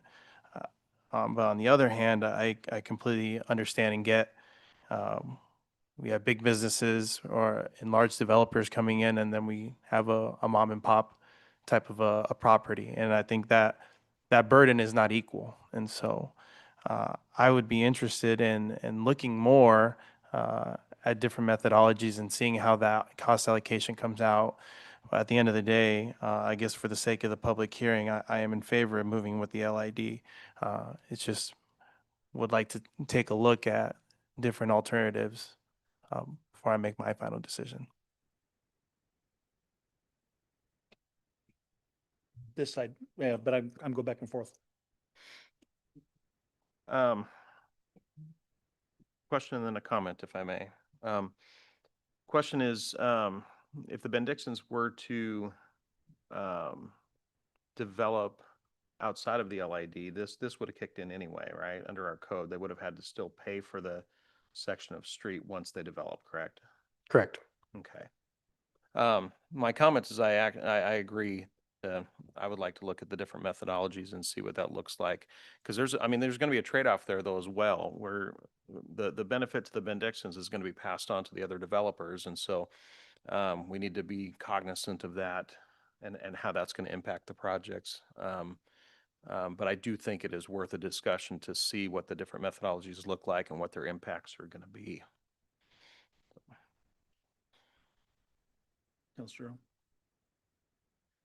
I am interested in looking at the different methodologies, but at the same time, how can our decision that we make based on this particular LID impact the decisions that we have made on previous approvals of an LID?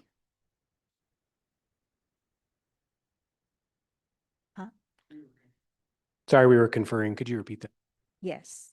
I said that I am interested in exploring different methodologies, but I wanted to know how the impact that we make on this particular LID, how will that impact the decisions we have made on previous LIDs? I don't think it would make a difference on previous LIDs, but it would establish a precedent for any future LIDs. I was going to basically ask something to that nature. So our standard methodology has been frontage. We're considering other methodology. If we decide to go with something other than frontage, does that give us the option to consider methodologies on a case-by-case basis, or would that be likely the process moving forward? So it's now square footage moving forward or frontage moving forward, et cetera, et cetera. Well, I think again, the vast majority of our LIDs that we've created have simply been for installing roadway improvements. And so in the example that I showed, where if we were doing something like a traffic signal and trying to apportion that out, we already would have taken the approach of looking at something like trip generation or something like that. So because we already do have the option of doing those other alternatives. I do think one thing to keep in mind, we have had direct contact from a couple of the other properties that are included in the LID, one of which being the manufactured home park. They don't like having to pay for the cost either. They let us know significantly. They did not remonstrate. They had the ability to remonstrate against it, but they chose not to. And so I think we laid out the fact that under the state law, we have to apportion the cost based on the benefit. And we pointed out that the benefit is the street itself, and that doesn't change based on what's built on the property. And so I think based on that, I think the other impacted properties in the LID may have a case to be made that now they're being inappropriately targeted through the LID. So I would keep that in mind.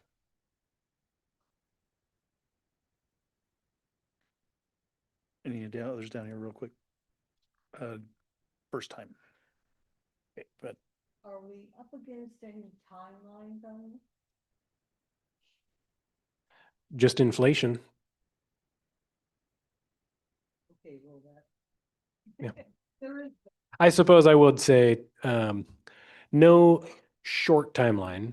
The longer we wait, the more expensive it gets.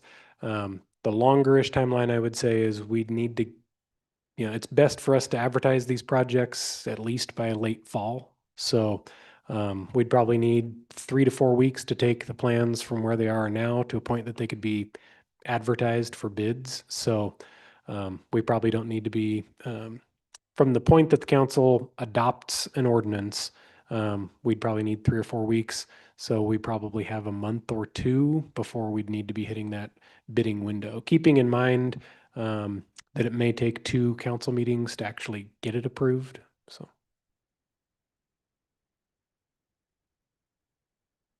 Okay. Question on that. How much would it cost if we just delay it for a month or so? Just an estimate, or just guessing. That it wouldn't make any difference because we're not going to construct any sooner in the spring of 2027. That's where I was saying if we can hit that window where we're advertising in October, November, whether we advertise in September, October versus October, November, they're still not going to construct any earlier in the spring. So my comment about inflation was if we were to wait like multiple years or something like that. Thank you. Councilor Kelso? Yeah, investments come with risk. We all know that. And so my question of city staff is, has anything that the city has done changed the risks that the Ben-Dixons have incurred by investing in that property over the last 4 years?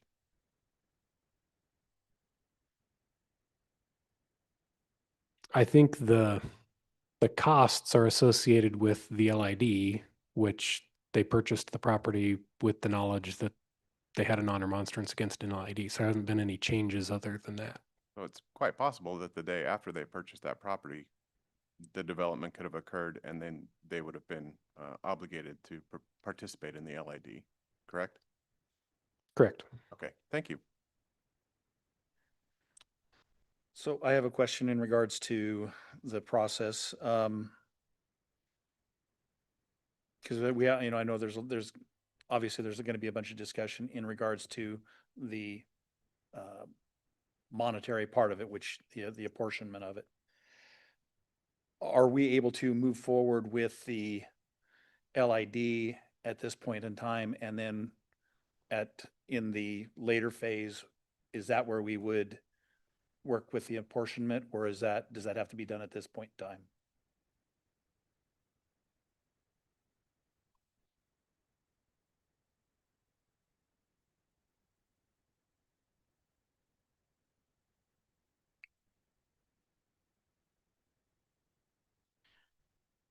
So within this ordinance, the ordinance actually does set the methodology. Okay. So it will need to be All right. all in one package. Okay, that was the question.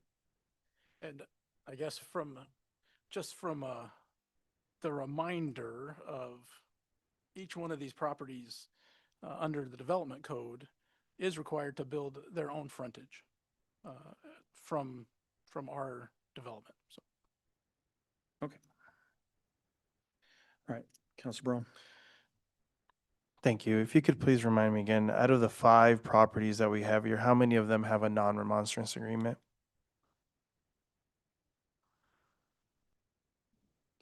Currently just one. Any other second questions? Yes, ma'am.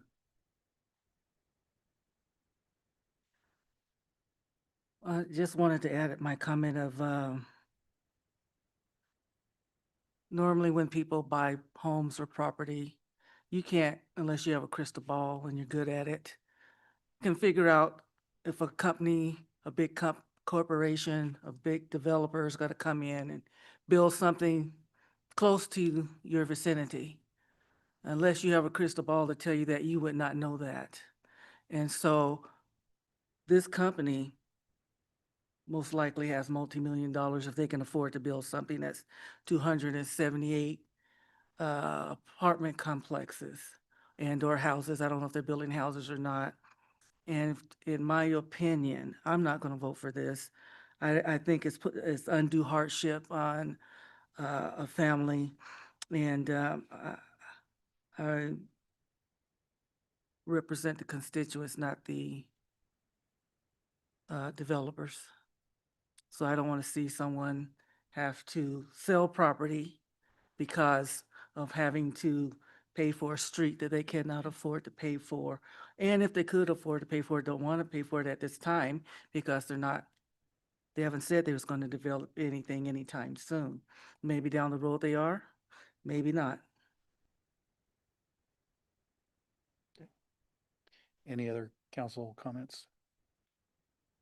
I just want to make sure I'm understanding a little bit of the process here. So I know it's been brought up in question, the size of the lots being affected, but assuming every lot was the same square footage, the frontage cost would still be the same per lot based on how much of the street they actually align with, correct?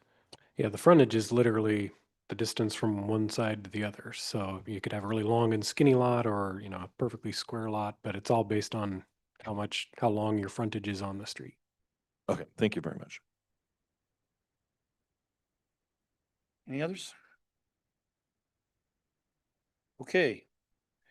At this point in time, I need a motion to either A, continue the presentation or to ordinance 2383 for possible adoption, continue the hearing to a specific date, or suspend formation of not less than 6 months, or terminate the formation of the LID. I'll accept any motion at this point in time. I motion that we suspend this LID. Okay. Have a motion from Councilor Linton to suspend the LID for not less than 6 months. Do I have a second? Second. Okay, motion and a second. Roll call. No. Yes. No. No? No. Yes. No. No. Okay, motion fails. Do we have any other motions? Question? What would the appropriate motion be if we wanted to consider other methodologies at this time?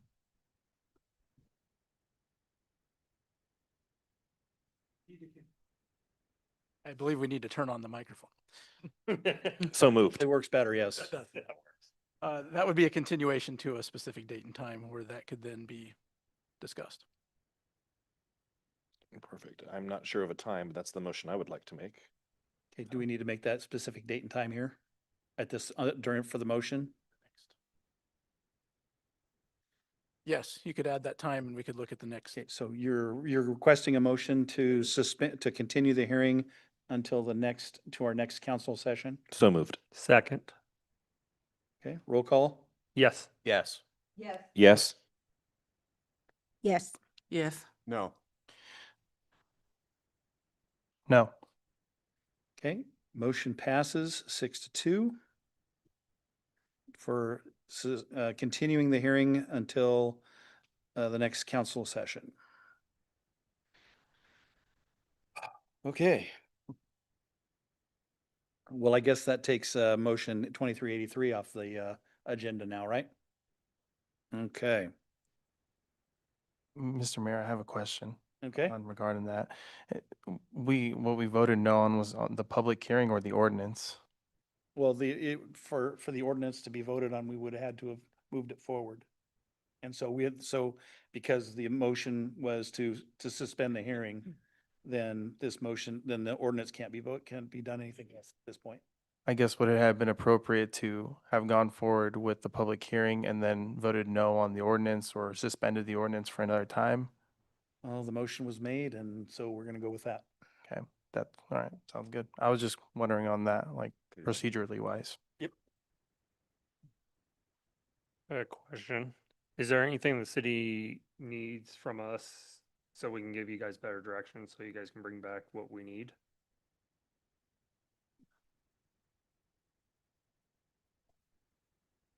No, I think we have an understanding of some ideas that we can bring back. Okay, thank you. All right, moving on. Resolution 2437, a resolution authorizing the purchase of 6 police vehicles. Mr. Smith. Mr. Mayor, members of the council, so the police department is in need of replacing and adding to its fleet with 6 new vehicles. This was a planned replacement, and the expenses were adopted as part of the 26-27 budget. These are 5 Chevy Traverses and 1 Chevy Silverado pickup, and they will replace some. There will be some shifted around, and then some of the vehicles will be disposed of. What we're looking for tonight is authorization to borrow the funds to purchase these vehicles. We have a quote for a 6-year loan at 6% from the Bank of Eastern Oregon. And the payments are listed in the staff report, and those amounts are budgeted to be covered within the adopted budget. I'll be happy to answer any questions. Council questions? Council Brown? My question was more, I think a couple of years ago, we did like a lease program with the vehicles. So is this a part of the lease or? So a few of the vehicles that we are getting out of are part of the lease program. After working within that lease program for a little while, we would like to move another direction. Okay, so we're not doing the lease program anymore. Well, we currently have vehicles that are still under leases that are in that program. We do not want to add more vehicles to that lease program. Okay, thank you. Other questions? That was the question I was going to ask as well. Just on the lease part, why don't we not want to continue that anymore? Well, we feel like the terms that were explained to us were not the terms that the lease company is now enforcing on us. And so we do not want to further the program. We're going to honor the commitments that we've made, and we're going to exit as soon as we can. Okay, thank you. Go ahead. It's going to be a little while because, particularly with police vehicles, we've spent a lot of money on top of the lease costs to upfit them to be police vehicles. And so we're going to have to just kind of work through those and do it kind of like this. Every year or so, we'll cycle out some and go through that. So I can't give you a definite timeline. Any other council questions? Okay, any public comment? Seeing none? Public comment or council comments? Councilor Roberts? Having dealt with this myself, the lease happened before I was on this council, but I fully support moving away from that program. I understand it completely, and I know what Mr. Smith is talking about, so it's a good thing in my opinion. Any other council comments?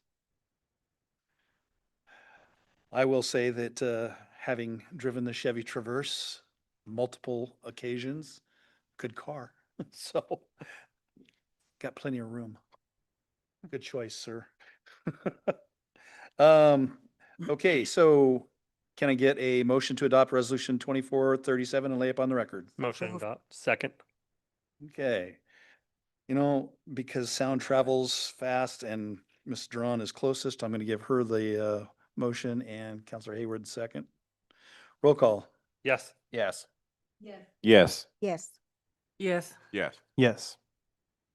Motion passes unanimously. That's new rigs coming, sir. Okay, updating the employee handbook. Mr. Smith. Yeah, Mr. Mayor, members of the council, we, as staff, take a look at the employee handbook pretty much every year, looking for, making sure we're current on state law and other items. We're also wanting to stay competitive with our benefit package and pay system.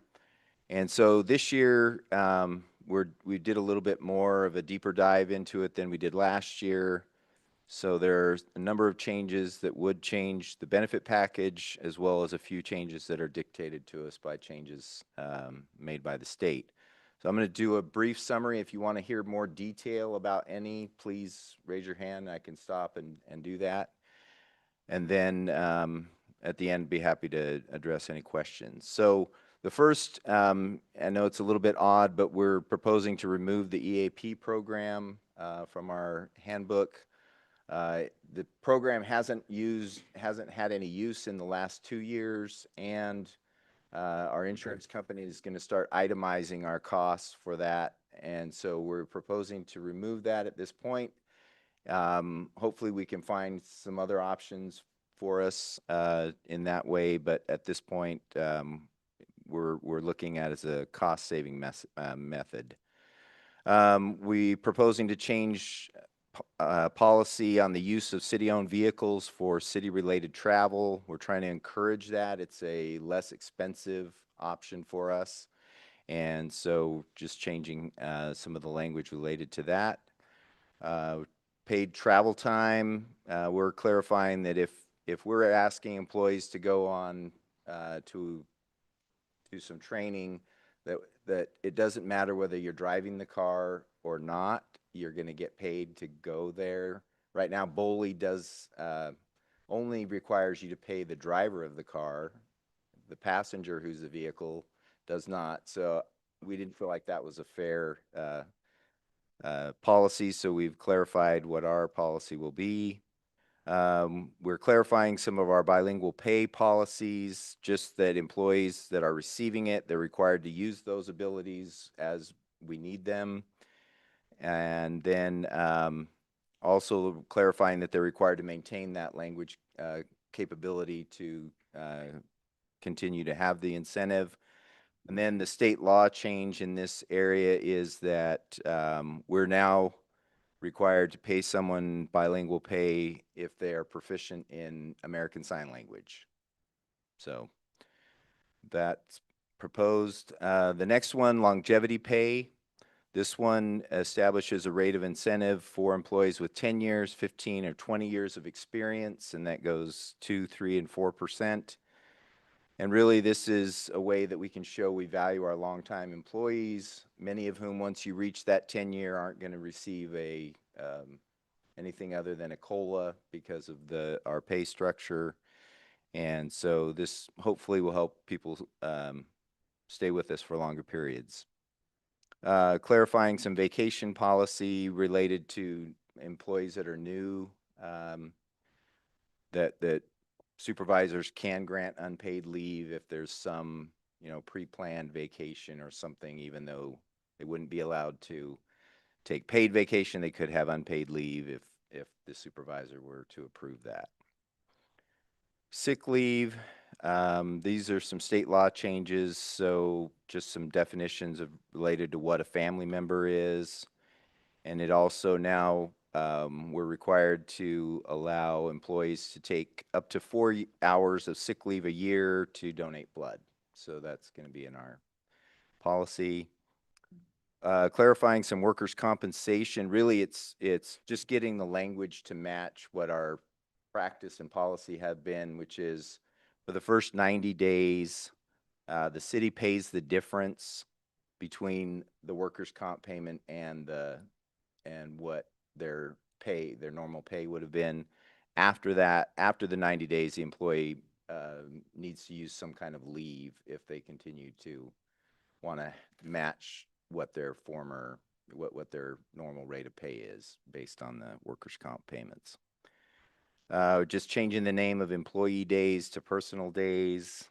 It's easier understood. Proposing to add 2 new paid holidays, the day after Thanksgiving and Christmas Eve day. In practice, those have been holidays. The day after Thanksgiving we've never been open, but we've required employees to take vacation or some other form of leave. And that was due to some overtime challenges in some of the departments, but we're now just proposing to leave it as a holiday and go with that. And then Christmas Eve day, almost every year that I've been here, we've shut down at noon on Christmas Eve. And so we're just proposing to make it a full holiday. Donated leave. This is a change related to the paid leave Oregon change that comes a little bit later, but we're reducing the amount that an employee can receive as donated leave from 600 to 120. And those numbers are because under paid leave Oregon, you get 480 hours of potential leave. And so we're leaving it at 600 available, but just we're just trying to limit, try to put some sideboards on that amount of leave. But it still allows discretion if there's a circumstance that we need to help an employee out. We would still be able to go over that if needed. OFLA, this just clarifies that the usage can be related to a child under the age of 18. Paid leave Oregon. So paid leave Oregon allows us to do a self-funded, self-administered program rather than one through the state. And we just watched a number of employees try to utilize this program, and the state's bureaucracy was very tough to deal with. And so this, without really costing us any money, because we are budgeting the full amount of their pay, it allows us to administer it on our own and be able to help them move much more quickly through the process without it costing the city any more money. And then now we're not making the contributions to paid leave Oregon. Both the employer and the employee would be retained. Deferred compensation. This is a benefit that matches what we bargained with the police union about, and this is that the city would implement a 1% contribution to a retirement plan for every employee. It would not be a match. It removes the match language that we had in there before. We're hoping that this can encourage a little bit more retirement savings by our employees, and it also saves some additional benefit costs of paying PERS and other things on top of a match. Whereas if we're just making a contribution, it doesn't count in the other areas. Animals in the workplace, we're just clarifying what our policy is on that. We are also adding some language, the ability for managers to designate where they would like employees to park at various buildings under whatever circumstances might be important. And then increasing the cell phone stipend from $40 to $50. It's been at that $40 for about 6 to 8 years. Also, just clarifying that we can make inspections of the workplace. Just as kind of just updating our language, making sure it's clear, particularly in regards to cameras that are now more common throughout our buildings. Then also a basic artificial intelligence use policy. Again, we're right at the beginning of what this is going to look like, so this is very basic, but we're trying to get started, and then we will make adjustments as we learn more and as things develop. Just want to mention in the packet was a letter from the Hermiston Police Association supporting the longevity pay and the deferred compensation changes in particular, because that was something that we did in the union contract. They feel like it's an important way for us to stay competitive, particularly in their industry, but they feel like it would be beneficial for the rest of the city as well. From a financial standpoint, I'll just highlight the two: longevity pay and the deferred compensation are the two large dollars.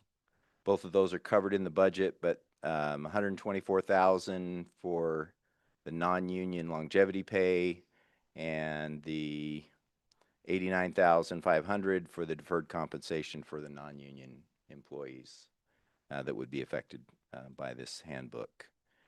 The paid leave Oregon, the total, all the employees' contributions would be about $881,000 that they would be saving as a group, and then the city would be reducing our costs by about $55,000. So those are the large dollars. Be happy to answer any questions.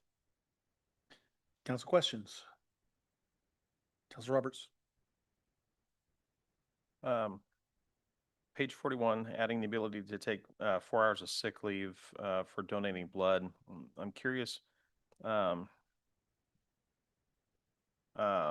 have we thought about allowing just on-duty time for that so they don't have to use accrued leave because giving blood's important, so is that something that? We didn't, I mean, this was a requirement this was a change we were required to make, but we didn't really look into that. Okay. And then page 46, allowing the city manager discretion related to allowing more donated leave. Are we concerned that if we do that for one person, we're setting a precedent then that might get us in hot water if we don't do it for others? I definitely consider that. Okay. When I make those decisions. Okay. Thank you. Councilor Linton? Okay, I think this is on page 33. I'm looking in the short version. So with the longevity pay, it says if you have 10 years, you'll get extra 2%. That's on top of the 3% that everyone gets a year. Is that correct? With the 15-year 3%, 24%? It is on top of their base pay. So if they got a 3% raise in July, that they would also get 2% on top of whatever their base pay is. Okay, and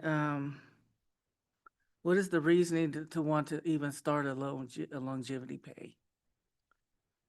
Kind of like I explained earlier, trying to encourage employees to stay with us for a long time. And after, 8 years, our pay classification system is about 8 years. You would only be getting a cost of living increase. There's no more step increases after that. So we're just trying to help encourage them to stay. Okay, and what is the pay for the bilingual? It's 5%. So they get a 5% per year for this? So 5%, I mean, it applies to every check. I mean, it's 5% on top of their base pay. Okay, so if a person come in there and they speak Mandarin?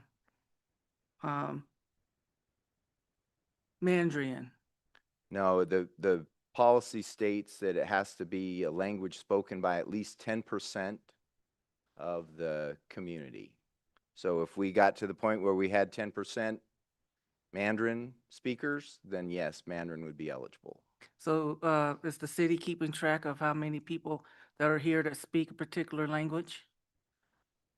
I mean, we're watching as closely as we can, yes. Okay, well, would an individual that only speaks English, would they still have the opportunity to be hired if they qualify for the job? Absolutely. We don't restrict that. It's just an incentive. If they do speak the Spanish, then they can get a 5% bilingual pay.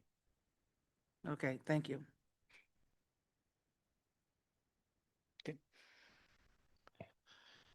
My question is, I know that the police have their police union, but do city employees, are they unionized? No.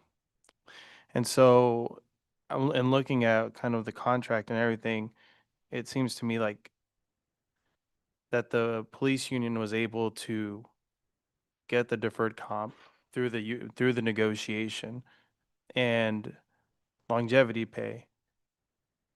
And so that then thus benefited all the other employees. Is that right? Well, it's been a practice of the city for many years that we try the best we can to match the things that the union gets to what, so that the rest of the employees get similar benefits. We aren't always able to financially make that work, but yes, because that was that came up in those discussions. That's why we looked at implementing it for all the employees. Well, I think, quite frankly, it's fantastic that we're implementing these things. I know at least at the school district, we try to get some deferred compensation, but I completely agree. I think it's going to encourage a lot of employees to contribute towards retirement, and I think that overall is a really good thing. I'm also a supporter of the longevity pay. I like I like the employees that we have, and I think it's good to treat our employees well and to pay our employees what they deserve. I think that makes happy employees, and that's going to make employees that are going to stay here a lot longer. Thank you. Any other questions? Councilor?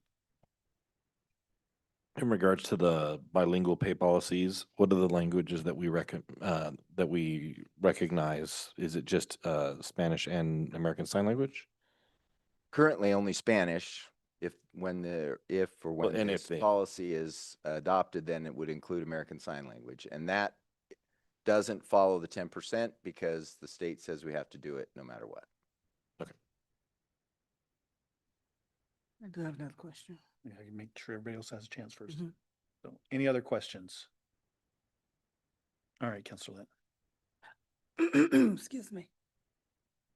I would like to know how many people are getting paid the 5% a week or on what other page?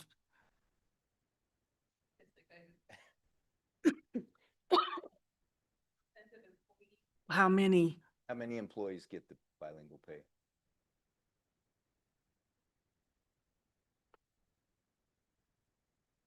That's a lot. I'm just kind of wondering. Oh, you're counting the police force as well. I just want the city.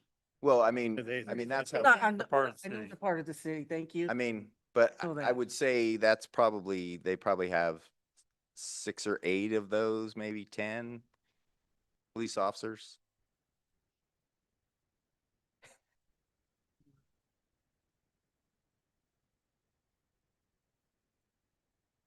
So that means a third of that's about 10. Okay, not counting the police department. So another 10 Another to 10. 15 employees. Okay. Is that the ones that work in the front desk here or just through the entire? Different It's department. spread throughout the departments, so we have a lot of, street or wastewater staff that it really benefits as they're out working on a project and, somebody's concerned and they don't speak English, they're able to address that. Okay, thank you. Okay. Public comment. Anybody? Council comments? None? Okay, I'll bite. No, I think I firmly agree with the longevity pay as a means of retaining good employees. I know, I know the value of retaining good people. And, it's in this environment, it's difficult sometimes to do that. People like to move around. People want to go someplace else. And if, they get a better deal, they're going to go someplace else. So if we have the best deal on the table, absolutely, let's keep the people we've got. Maintain the institutional knowledge, maintain the base that we have. When people show up at the front desk, they want to, they like being able to talk to the same people that they know. And so, and yeah, yes, absolutely. And so, and I'm glad to hear that we're getting, that it looks like we're getting ASL included in that, again, having that deal and spreading the, I know that we do spread the Spanish speaking staff throughout the agency because again, like was brought up, having somebody that's working on the street department or the road department or water department or the front desk, obviously law enforcement, that's beyond, I mean, it'd be great if everybody could, but that's difficult at very best. So, I think what we're doing here is a good thing. So yay us. And I would say, I think every department has, almost every department, I guess, not quite, but almost every department has a Spanish speaker.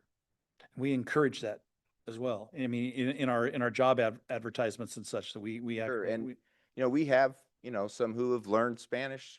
It's not their first language. They've learned it, and are able to get to the level of proficiency to qualify.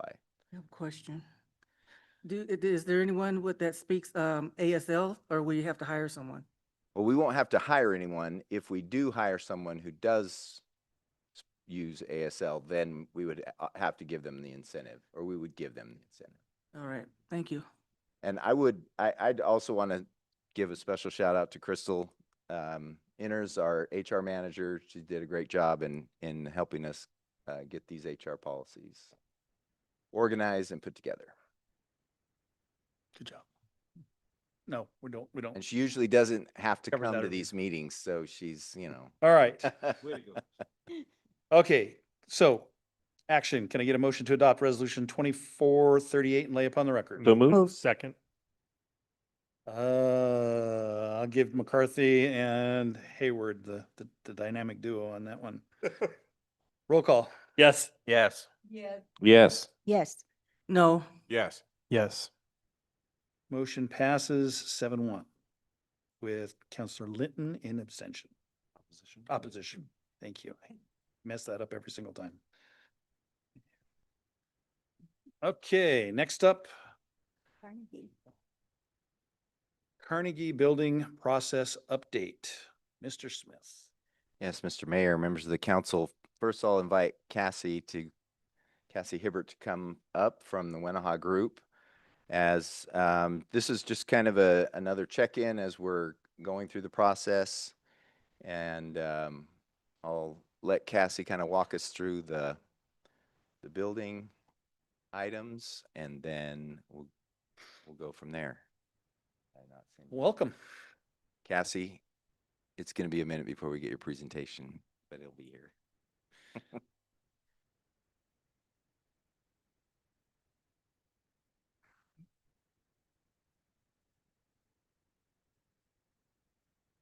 Blink, blink.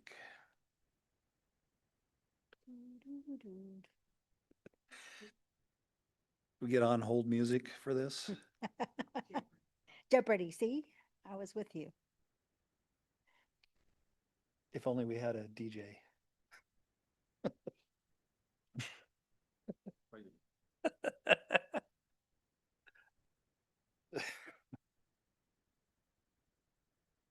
Be approved by Toyota Highlanders versus. Oh, not a good thing to say up here. Lily.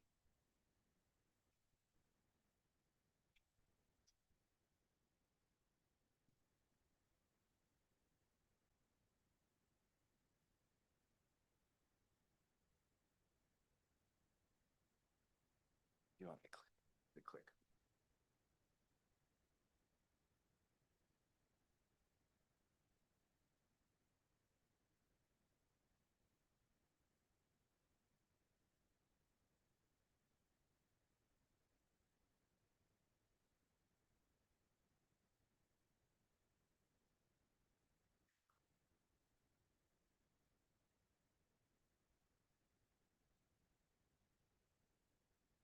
Used to be F5.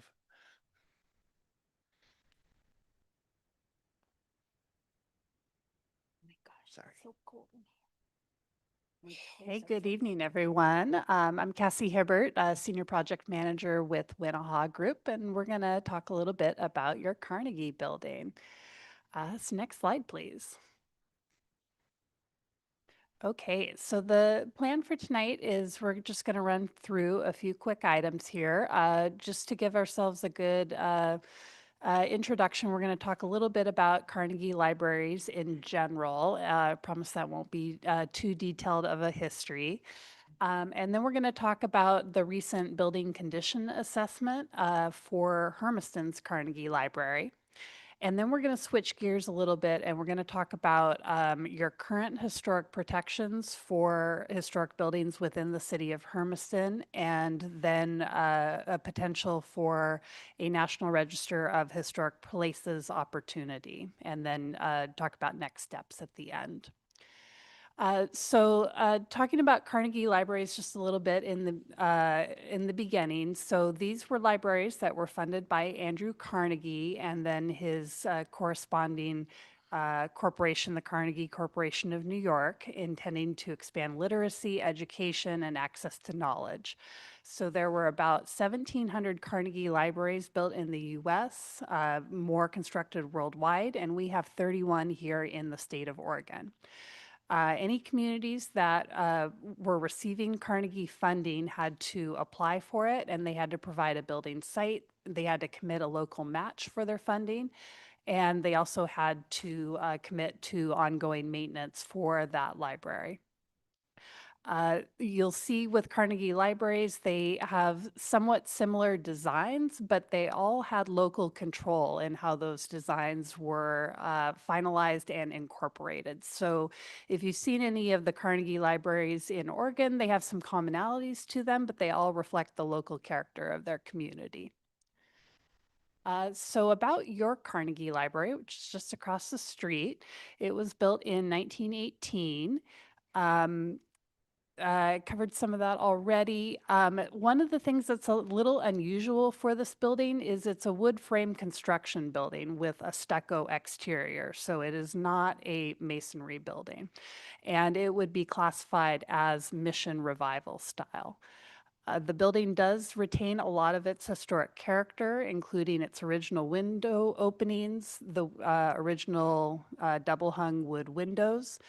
There has been some modifications to the building. On the front side, replacement of the entry doors, and then the ADA accessible ramp on the north side or the back side of the building. And then finally, there was an addition on the building. We're not quite able to determine that date, but just based on construction, 1950s, 1960s, kind of in that time range. The building served as your library until 1986, when the library moved next door, and has since then been used for various purposes, city offices, and some temporary library services. So as part of this effort, the first thing that we did was to get out on site and take a look at the building with what's called a building condition assessment. So the assessment team was made up of different disciplines in the building industry. Winnahaw Group serving as project manager, Slaybaugh Architecture and Consulting as architect and architect with a specialty in historic preservation, Walker Structural Engineering as the structural engineer, Morrison Merrily, serving as mechanical, electrical, and plumbing engineering. And then finally, a separate site visit from Apex, who provided hazardous materials testing. And both of those assessment site visits were during the month of June. So what did we find in the building condition assessment? And I'll say good news is that your building is in good condition and it has been well maintained by the city. So you all can give yourself a pat on the back for taking good care of your building. There was a roof replacement done on that a few years ago, and as everybody knows, having a good roof is really important, and that was crucial to keep that building sound and protect it for years to come. So good news overall. Everything I'm going to talk about for areas of concern and deficiencies are kind of relatively minor in the scheme of things. So on this slide, we have some damaged and missing lath and plaster. We've got some ADA challenges in the building, not only on the front side, but on the back side. That ADA ramp is old. It is not compliant with current code. Your wood windows are not operable because they're painted shut. We've got a little bit of water damage on your roof eaves and your fascia. We were not able to figure out how to get into the attics, so we don't quite know what's in there, but everything else in that building was really dry. So, I mean, that needs some further investigation, but really should probably not be a problem. Next slide. Moving on to some structural and some hazmat, there is a beam in the 1960s addition that is deflecting a little bit. It's not a big deal, but needs to be addressed. The north side is pictured here. Because of those windows and the clerestory, it's lacking in some shear wall from a seismic perspective. The downspouts need to get connected to drainage.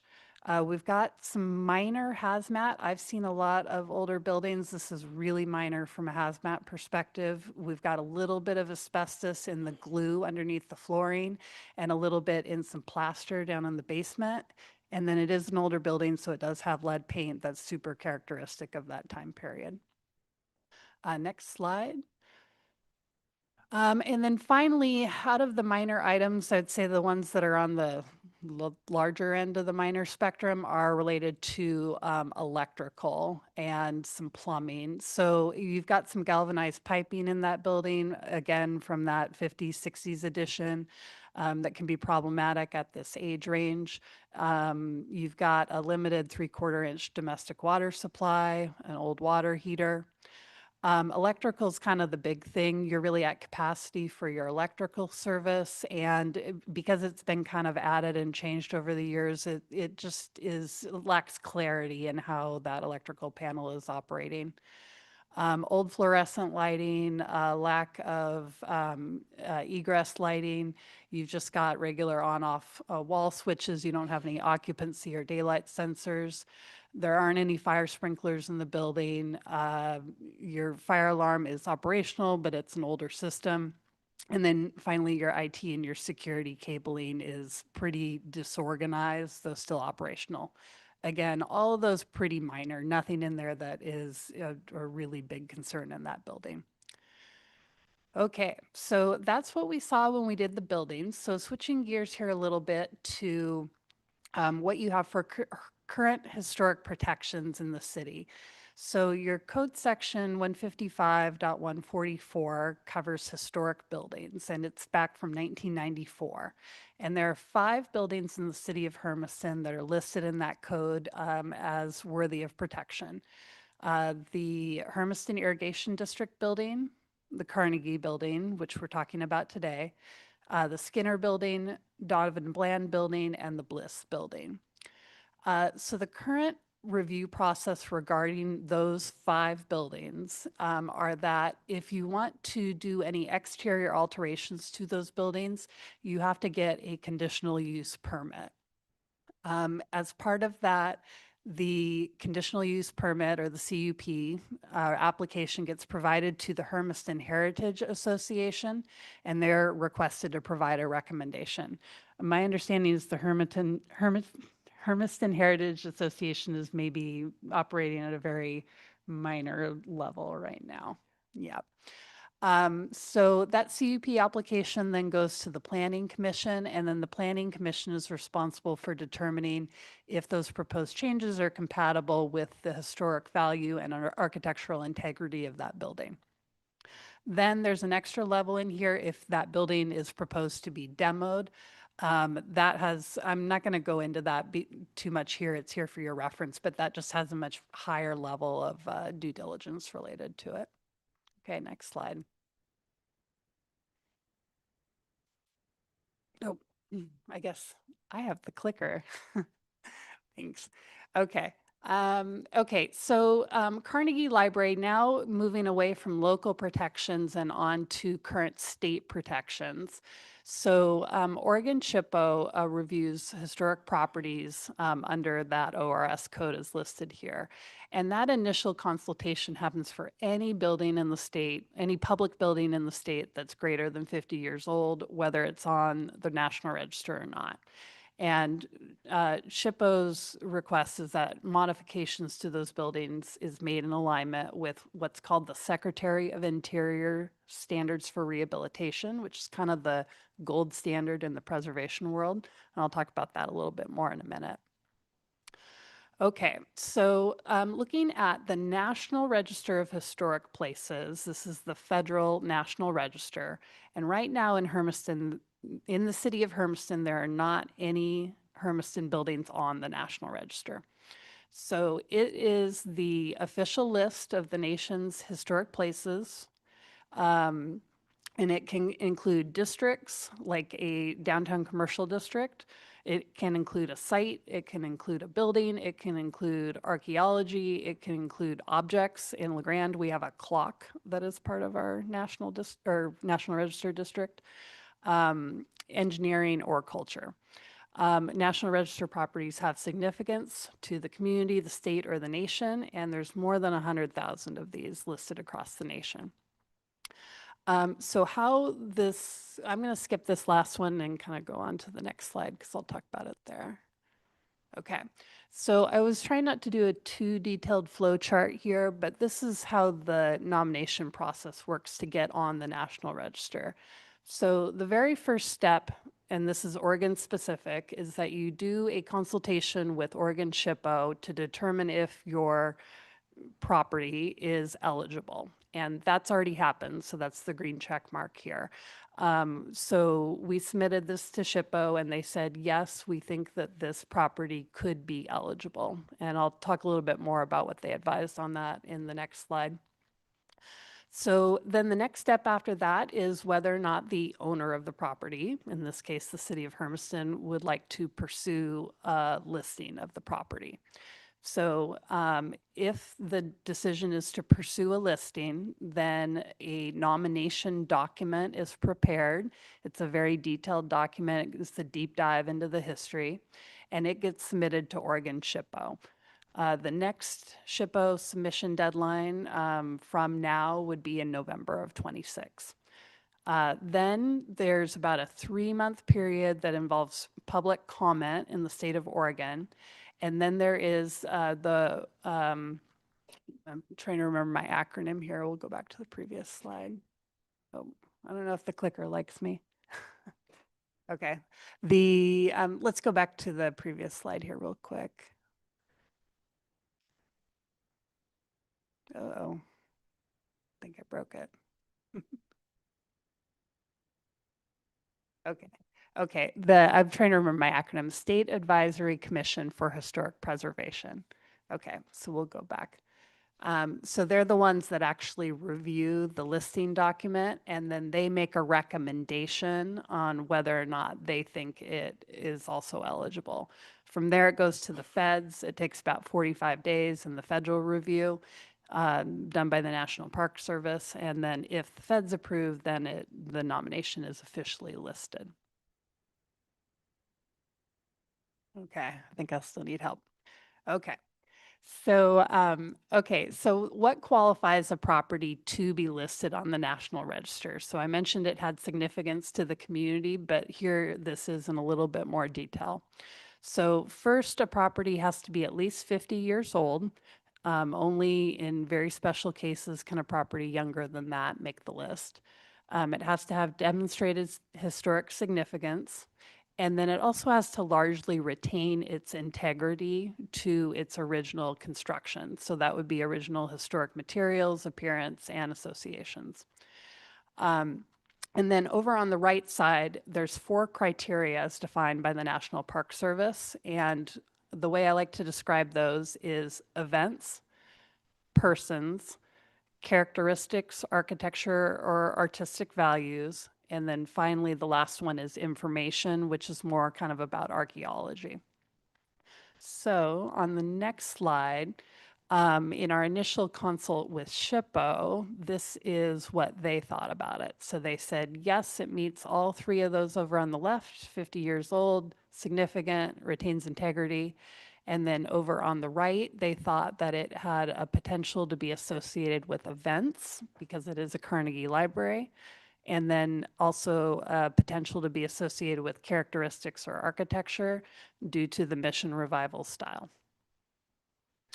Okay, I am not going to read this whole slide here. It's here for your reference, but I mentioned the Secretary of the Interior has their standards. These are the gold standards for preservation, and it provides guidance for exploring modifications or additions to properties. Okay, so next we're going to talk about just quick benefits for listing a property and then what you can do for modifications. So for the benefits of listing a property, we've got a few different buckets here. Cultural impact, connecting us, our heritage connecting us to the people and places around us. Economic impact, preservation being a driver of heritage organizations and tourism. Non-economic and socio-cultural values, historic, cultural, social, spiritual, and aesthetic values. Next slide. Tax incentives. So this is more of a motivator for private owners, as this is a public property. It doesn't contribute to property taxes, so this would not be an incentive in this case. Grant eligibility. So with National Register designation, you can be eligible for State of Oregon grants. I've listed a few here: Diamonds in the Rough, Oregon Heritage, and Preserving Oregon. The Roundhouse Foundation grants, the National Trust for Historic Preservation has their own grant program, and then finally the Kinsman Foundation. So National Register status does unlock some grant funding. And then finally, the last one on here is building code leniency. So if you have a historic building, there can be some leniency on code areas related to historic features, but that's really a conversation with your local building department. Okay, so then the thing everybody always worries about being listed on the National Register is what are the restrictions? And the restrictions are really related to if you want to make changes to the building. So what we've done here is just listed what would be the changes from your current level of historic building status at the federal, state, and city level. So at the federal level, there's basically no changes unless you were using a federal funding source to do your improvements, and then you would be subject to some federal requirements. On the state level, you would have some very slight changes. So as I mentioned, ORS already requires that you consult with the state for buildings greater than 50 years old. So you'd still be doing the same consult, but SHPO would just be looking at that building through the lens of the community has granted it a National Register status. And then over on the city side, really no changes there. You've already got a process in place for review of your historic properties.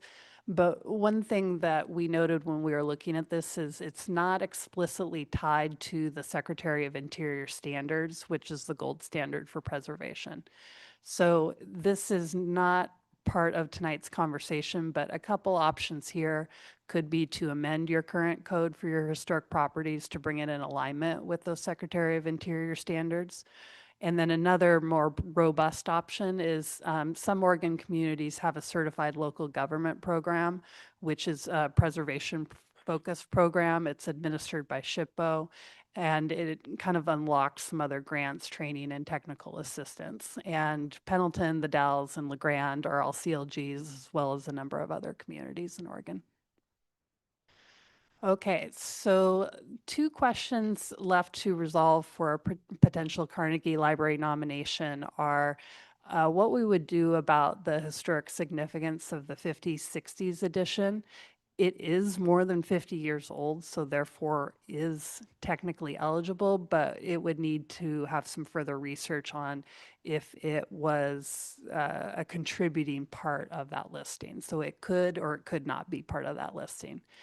And then the second piece is the building interior. So it is really common for exterior features to be part of a National Register listing, but interiors can also qualify based on their architectural merit. So it really depends on how that listing is written. Does it include the interiors or not?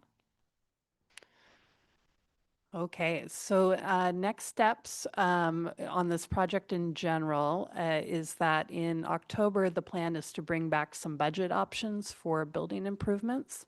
And then we'd like to have some council discussion on if to pursue a National Register nomination process.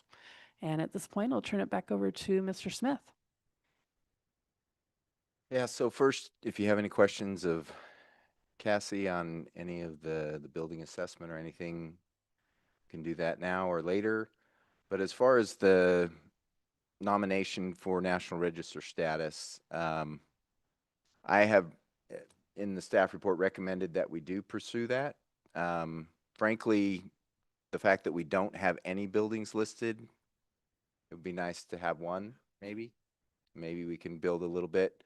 We don't have a lot of kind of history in that way with, you know, even that limited list of buildings is really the historical buildings that are out there almost. There's maybe a few others we could find, but so that's my thinking. And really, you know, Cassie and I talked about this. There's really not a lot of change of what you can do with the building or not when you get it listed. A lot of people are really scared of that.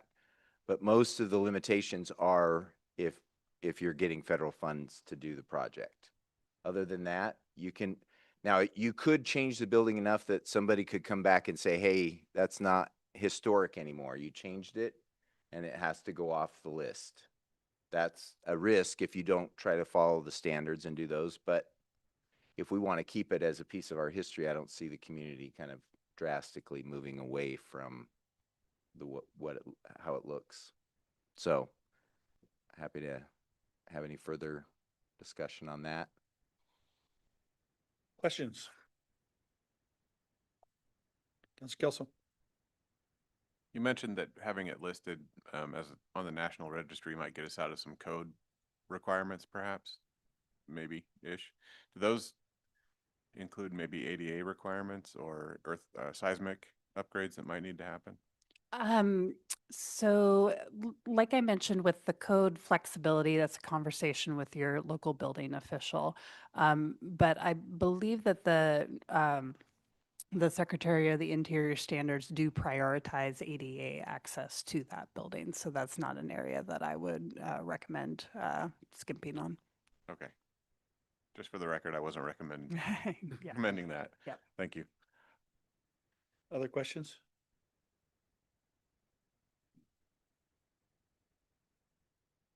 I did. So, this is for Mr. Smith. Who's on the Hermiston Heritage Association? I'm not sure, Clint, do we even know? Yeah, Could we find out and get that back to the council? I mean, we should at least, this is something that we should at least know about. I mean, the I last didn't even know time there that was came one. up was the OMG or the prior to that, you know, renovation.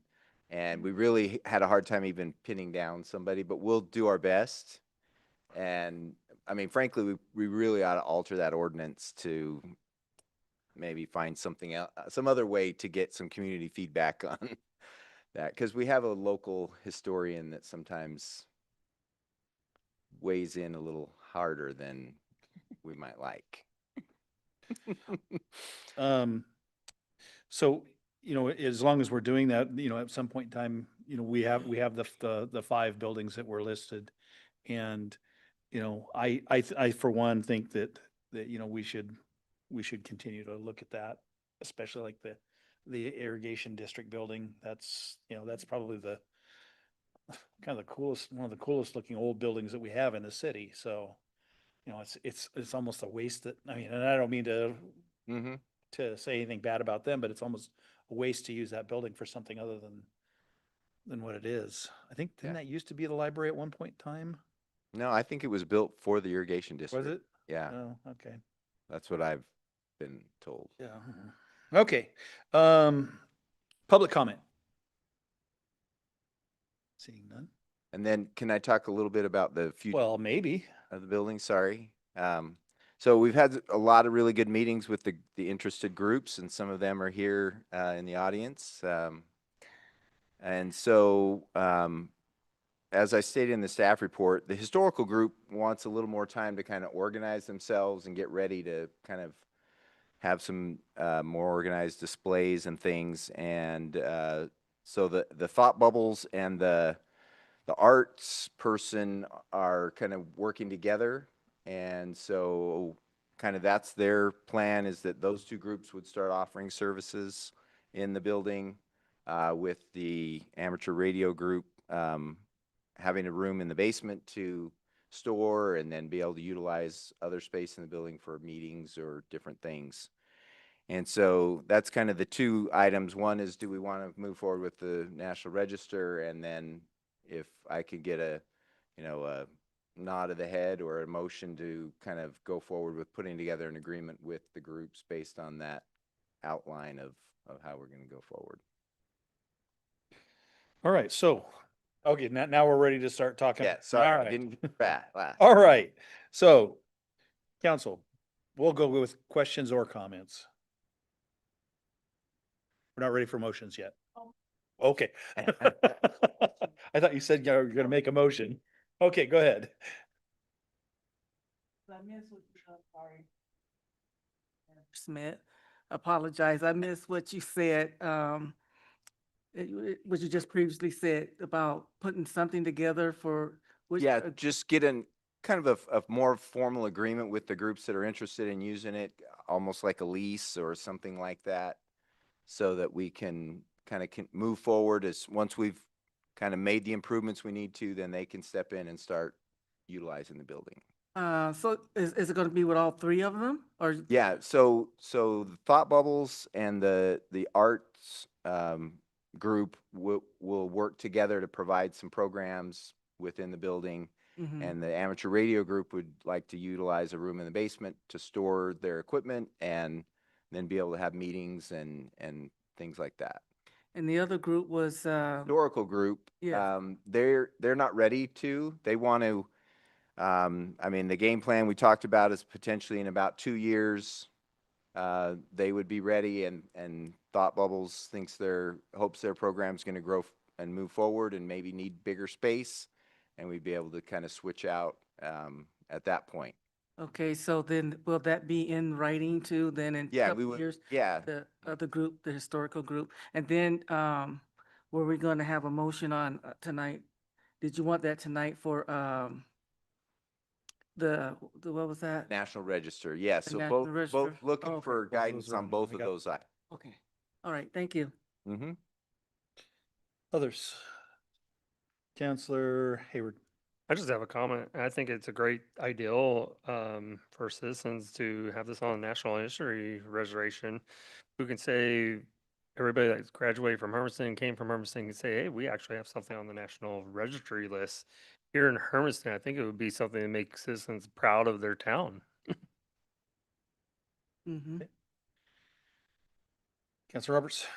I agree, and I like the fact that it opens up grant funding that we can utilize, because we know that we want to keep that building.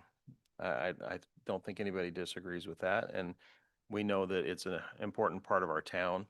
And so if we can get the funding then to help keep it in good shape and spruce it up, I think it's a wonderful opportunity for us. Okay. Others? Seeing none. Try this again. Public comment? You sure? Okay. All right.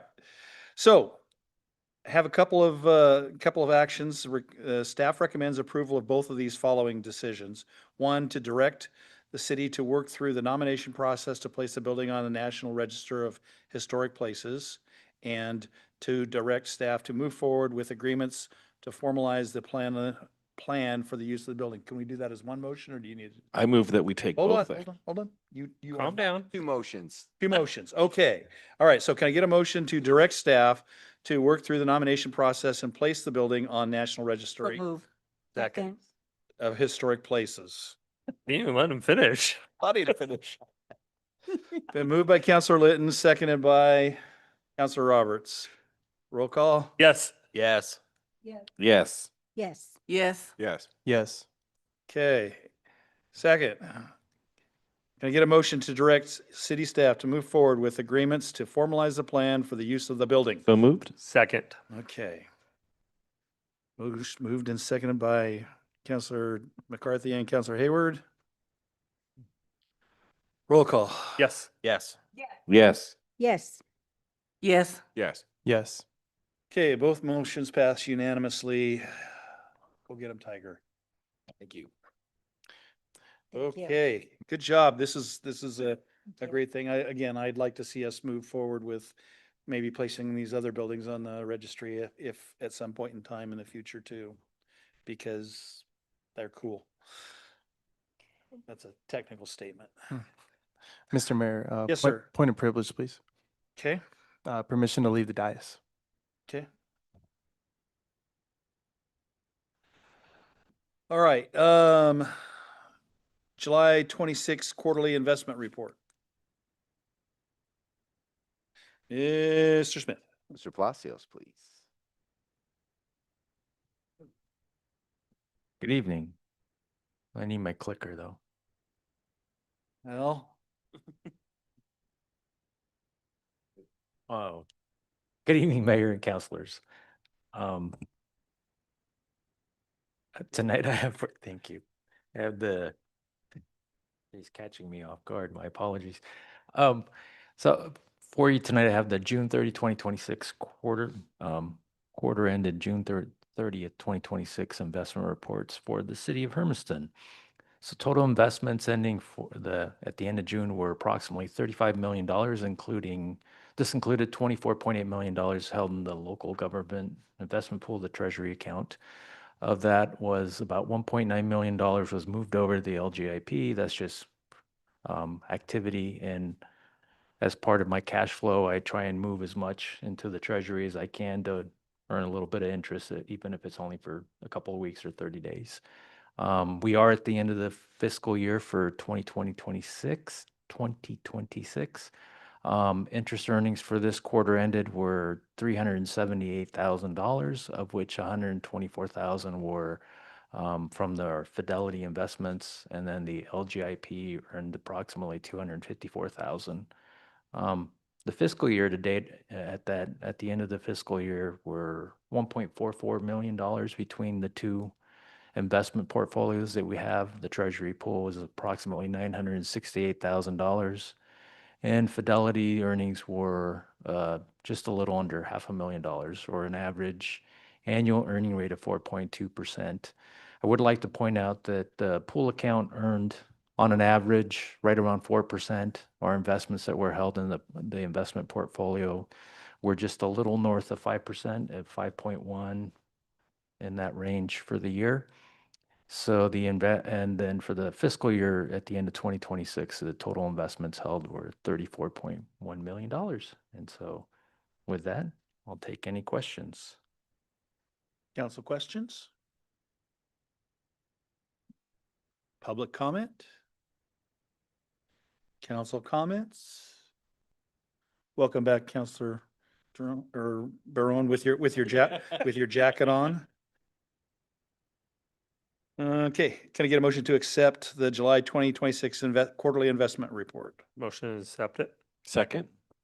Been moved by Counselor Hayward, seconded by Counselor McCarthy. Roll call. Yes. Yes. Yes. Yes. Yes. Yes. Oh, shoot. Yes. Thanks. Leave the room for a second and get all ahead of yourself. Motion passes unanimously. Next up, the monthly financial report, Mr. Smith. Mr. Palacios. Good evening again. For you tonight, I have the monthly financial reports ended June 30th, 2026. So I will begin with the Hermiston Urban Renewal Agency. Just in case you didn't know, the fiscal year is now over at June 30th, 2026. Revenue and expenditures for the Urban Renewal Agency did meet expectations or exceeded them. The primary revenues in the Urban Renewal Agency are the property taxes. We had one large project that is now underway and started a little bit in fiscal year 2026, which was in the North Hermiston Urban Renewal area. And that right-of-way acquisition is complete, and we are moving forward on getting that project going. For the general fund, monthly revenues ended over projection by about $1.8 million. All the revenues met or exceeded the budgeted amounts except for from other agencies, which is primarily the vehicle for accepting grants from other agencies and other entities. The reason that did not meet expectations was due to one of the state grants that we got for a traffic study that was paid directly from the state instead of passing through the city. So that's the only that's why those came in a little bit under expectation. Oops. For general fund monthly expenses, we're under projections by about $380,000, but for the year ended under budget by approximately $1.3 million. I would point out that two departments were over budget: City Council and Public Safety Center. And the reason we left these, we could have come back and done a supplemental budget request, but we wanted to just indicate that one of the reasons for the over expenditures were training, and so we took care of that in this current fiscal year. And then the same thing with the Public Safety Center, which is now rolled up into public safety, the police department operations. Those were for single-time purchases that we just didn't want to finance those with the building project. So those were for computer and furnishings and things like that, so single-time purchases. But overall, the general fund did come under budget and under planned expenditures. For goodness sakes.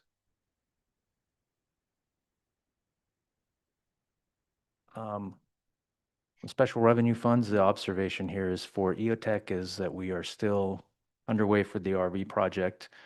I would just take a moment here. Oops.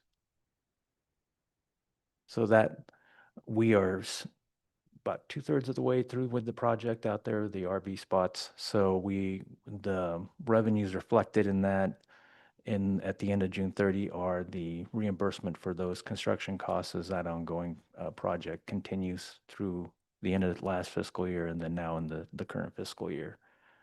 I'm happy to report the utility and the street funds are well ahead of revenues and under expenditures so there's nothing to highlight for those. I will say that for the regional water fund, we did come under revenues by about $234,000. This was due to an unanticipated maintenance and repair that shut us down over the winter and the spring months, is my understanding. But on the flip side, we are about $188,000 under projection, and so those offset each other almost entirely. And what's not reflected in here is that we had our cash carry forward that comes forward in the regional water system. It was much higher than anticipated, so that is offsetting that under revenue portion and then the under expenditure portion. So we are ahead of where we plan to be anyways. So with that, I'm happy to turn it over to Mr. Morgan. Yes, the there's a lot going on capital project wise right now. So Gear and Harper, again through the end of June, they'd started construction. Northwest Second Street, that project is underway, moving along quickly. Regional water backup generators, they've poured sites to accept the generators. We're mostly waiting for delivery at this point, which will still take quite a while. The ASR project, we're getting near the end of wrapping up with what we'd consider to be phase one, which is everything we need to be injecting water, and we're getting close to bringing some agreements to the council to begin moving forward with phase two, which is installing some of the improvements to actually pull water back out. That'll be a project coming up for this next year. The Orchard water line replacement project also moving along just this week. I think they're starting to do some of the line replacement work on the short little 9th Street section of that project. The well 6 chlorination structure, it's gone vertical. I think they're going to be closing that in and start working on the interior here in the next couple of weeks.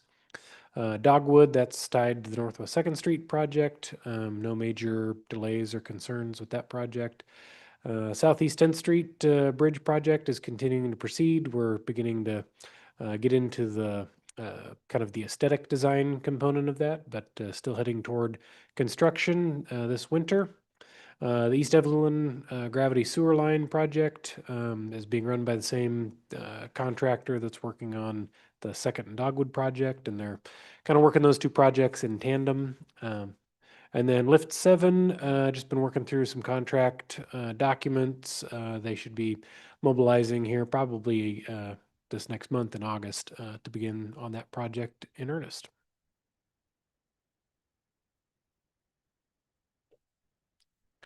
And then the kind of the single general fund capital project is Sherman Park, and those plans are actually should go to the plan center and be out for contractors to prepare bids starting this week, and then it was August 18th or that they would be due back. So probably the first meeting in September or the second meeting in August, we would be bringing back bids for hopeful moving forward with construction. So that's all we have. All right. Any council questions on any of that? Councilor Linton. Page 9 of the monthly financial report. You have it? Yes. Where it says miscellaneous, and then it says unfavorable of 2.4 million. Could you explain that, please? That's that where we have the fund, the reimbursements for the RV park coming back from AWS. Thank you. Mhm. Any other questions? Seeing none. Public comment? Seeing none. Public or council comment? Councilor Brown. Just want to applaud the city. I can remember just a couple of years back, we were struggling to be above the minimum reserve, and I think at one point we even crossed the minimum reserve. And so we're looking really financially healthy, and it's a really positive sign. So thank you, Mr. Palacio, City Manager Smith, and your guys' staff. It's great. We're above the minimum reserve. We're much higher than that, and I think the city looks in good financial health. Any other council comments? Only one I have is that kind of embarrassed almost that we're the ones overboard, but you know, guess we better balance our checkbook a little better there, boys and girls. Okay, can I get a motion to accept the June 2026 monthly financial report? Motion to accept. Second. Been moved by Councilor Hayward, second by Councilor Roberts. Roll call. Yes. Yes. Yes. Yes. Yes. Yes. Yes. Motion passes unanimously. Okay, we are at almost 9:30. We do have a few things left to go, so can I get a motion to continue if this goes beyond 10? Motion. Second. Okay, roll call. Yes. Yes. No. Yes. Yes. Yes. Yes. Yes. Motion passes 7-1 with Counselor Meyer in opposition. Thank you, Lord. All right, let's see. Committee reports. Any committee reports? None. Okay. That was quick. Line through that. Mayor's report. Man, I don't have a whole lot to talk about today. We do have, I mean, there's been a lot going on in our region, not necessarily in our city, but, with all the fires that are going on, I know that there are at least a couple people in this room that have been working their backsides off because of it. And I wish to lay out Hermiston's help and good thoughts towards all the folks that are out there working to keep the rest of the state safe during these dangerous times. We do have, there, just as a reminder, there are atmospheric warnings out due to the smoke, so make sure you take care of yourself, keep your air filters clean, and stay inside when you can. It's nice. We all want to be outside in the summertime, but the smoke out there can do you some damage, so please be careful. Aside from that, and having to warn somebody to turn their cell phone off, we'll go to the council president's report. Just want to remind everybody to have fun at the fair Oh, Lord. coming up in the next couple of weeks here. Yes, we do have the fair coming up. Wow. And how a could I meeting, forget and a that? meeting that week, and the parade also. Thank you. Okay, council reports. Any? I got one. Councilor Hayward. I would like to put to a motion that we look at electric scooters and EVs, and safety and maybe some regulations. I've seen a lot of students, kids out there riding these EVs, going very fast, riding on streets and stuff. And if they get without no helmets or anything, if they get in a wreck, that's a huge, huge danger that they don't see, especially with how much power is behind those things. I've been doing some research. There's quite a bit of power that can do a lot of damage if they're not wearing a helmet and they wreck. I think it was discussed at the last meeting. Yeah, I think we did bring something about that. But I know that the city did put something out on that to the people, but Mr. Smith, you appear to have something. Well, the chief and I have been talking about this after the last meeting, and we're pretty comfortable that there's adequate laws addressing this, that local regulation isn't going to add a lot. What we want to do is try to make an effort with the officers to get out. The chief's already directed them to go out, start talking to kids, and try to educate them about the law and what it is. And then in our next meeting, Mr. Mayor, I have a request for you potentially of reaching out to the school district to potentially be a partner in trying to educate and, help some of these kids be a little safer. So Sounds like a plan. do we have a plan? We're happy to talk about it again. I would just say we don't really have a recommendation that we think we should add more law. We just need to be better at educating and talking to folks, and if we need to, enforcing, but starting with the education piece. I think I'm good with that. Rescind your motion. Rescind my motion. Okay, good. All right. Any other council reports? Councilor Linton? Okay. First, I want to start off by thanking Councilor Haywood for his questions. Those were very outstanding questions on the resolutions that you had. Thank you.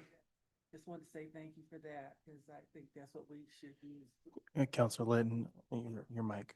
Thanks. Sorry about that. We're voting in my constituents, and so to see something like that was impressive. And I wanted to say thank you to Chief Hermiston, because I follow a lot of Historically Black Foundation, and things that are happening across the country is stirring a lot of people up. And we don't have that happening here in Hermiston. So I want to thank you for your leadership and for how things are going here. I'm not saying the police department's perfect. Nobody's perfect. Not asking you to be perfect, but I appreciate that, that effort and everything that you put in. And also, there were a couple of police officers that went out by the park, you know, and I liked how it was homeless people, and I liked how they respected and how they respected them when they were talking to them. And so I just wanted to say, thank you for your leadership in that area as well. Okay. Councilor Kelso? Thank you. I just wanted to take a minute and congratulate the Oregon or Hermiston's Little League softball team who got to beat out the rest of Oregon to represent Oregon at the regionals and then beat Alaska before being knocked out. I got to watch that on television, and it was a great game and a great opportunity for the city of Hermiston. So I want to congratulate that group. And I also want to thank the Parks and Rec Department. The fence around the play structure at Horizon Park came down a little while ago, and I was able to take my granddaughters up there and have a great time on it. And it's a great park and another job well done. So thank you. Councilor Roberts?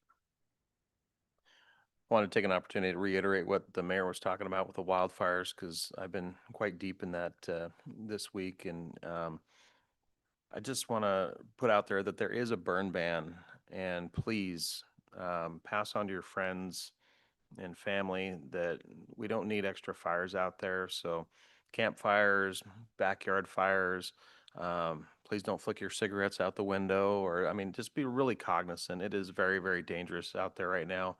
Hermiston is not immune, although my focus this week was the 15,000 acre plus fire up on Weston Mountain. We had quite a fire, a couple of them over here just outside of Hermiston, and so we're not immune. So I beg the public to look at that burn ban and heed the burn ban. We need a break from all this smoke and stuff, and our firemen need a break. They've been very brave and out there and doing a wonderful job. So that was it. Thank you. Thanks, sir. Any others? Okay. No youth advisors. Mr. Smith? Two quick items. The city appreciation picnic is on September 10th. And I think you received a notification about that. If you're planning to come, please let us know so we can plan food. We're not doing it at the pool this year. This was kind of a consensus of the employees. Wanted to do something different, so we'll be at Theater Sports Park and have lots of different activities to do. So please let us know if you're going to be able to come. And then at your spot, there should be a commemorative coin. The Parks and Rec put this together to help us celebrate, and also want you to keep your eye out for a September 11th event that we're working on to commemorate the 25th anniversary and as part of the overall 250th. So keep your eye out for that event. Okay. Next up, we're going to recess for executive session. The City Council of the City of Hermiston will now meet in executive session in the executive session room for the purpose of discussing matters pertaining to litigation with legal counsel. The executive session is held pursuant to ORS 192.660, number 2E, which allows the council to meet in executive session, conduct deliberation with persons designated by council to negotiate real property transactions. Representatives of the news media and designated staff shall be allowed to attend the executive session. All other members of the audience are excluded. Representatives of the news media are specifically directed not to report on any of the deliberations during the executive session except to state the general subject of the session as previously announced. No final decisions will be made in executive session. At the end of the executive session, the council will return to open session in which the audience may attend. The executive session will last approximately 10 minutes. Are we gonna do the new business when we come back? Yeah.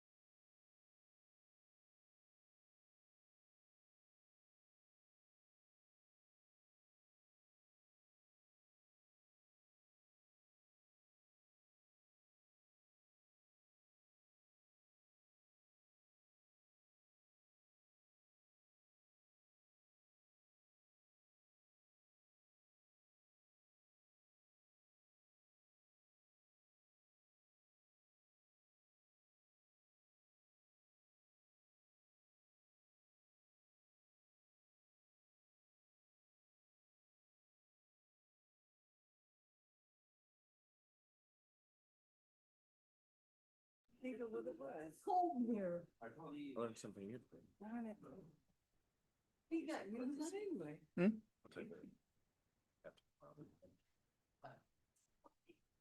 All right, you got everybody back? Okay, we are going to reconvene the Hermiston City Council and Hermiston City Council. Do we have anything else to add? No? Okay. Question for Byron, but I can't remember it.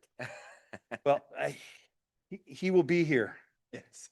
We hired him to be here, so. All right, we're going to adjourn the Hermiston City Council meeting and convene the Urban Renewal Agency and call to order new business, facade grant, Christian Realty Group. No. Everybody's here. All right. Mr. Smith, Mr. Spencer, Mr. please. Spencer. So tonight you are considering a facade grant for property located at 396 East Ridgeway. It's the location of the Christensen Realty office. They are undergoing or planning, I guess, some facade improvements, installing some fencing, siding, paint, landscaping, several things. They submitted a proposed budget of $50,000 for their exterior improvements. The Planning Commission reviewed and scored the application at their July meeting and recommended a 50% match. However, they are capped at $20,000 for the match, so they're recommending a $20,000 reimbursement upon completion of the improvements. Any questions?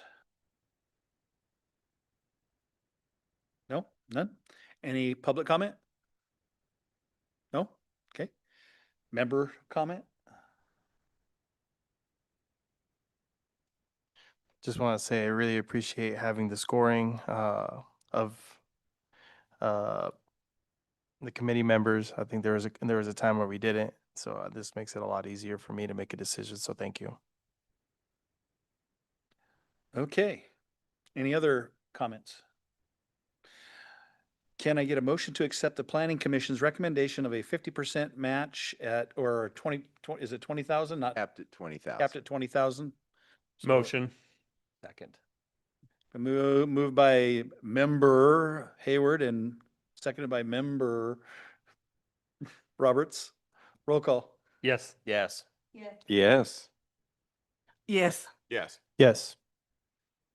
Motion passes unanimously 7-0. Do we have any other business for the Urban Renewal Agency? We're adjourned.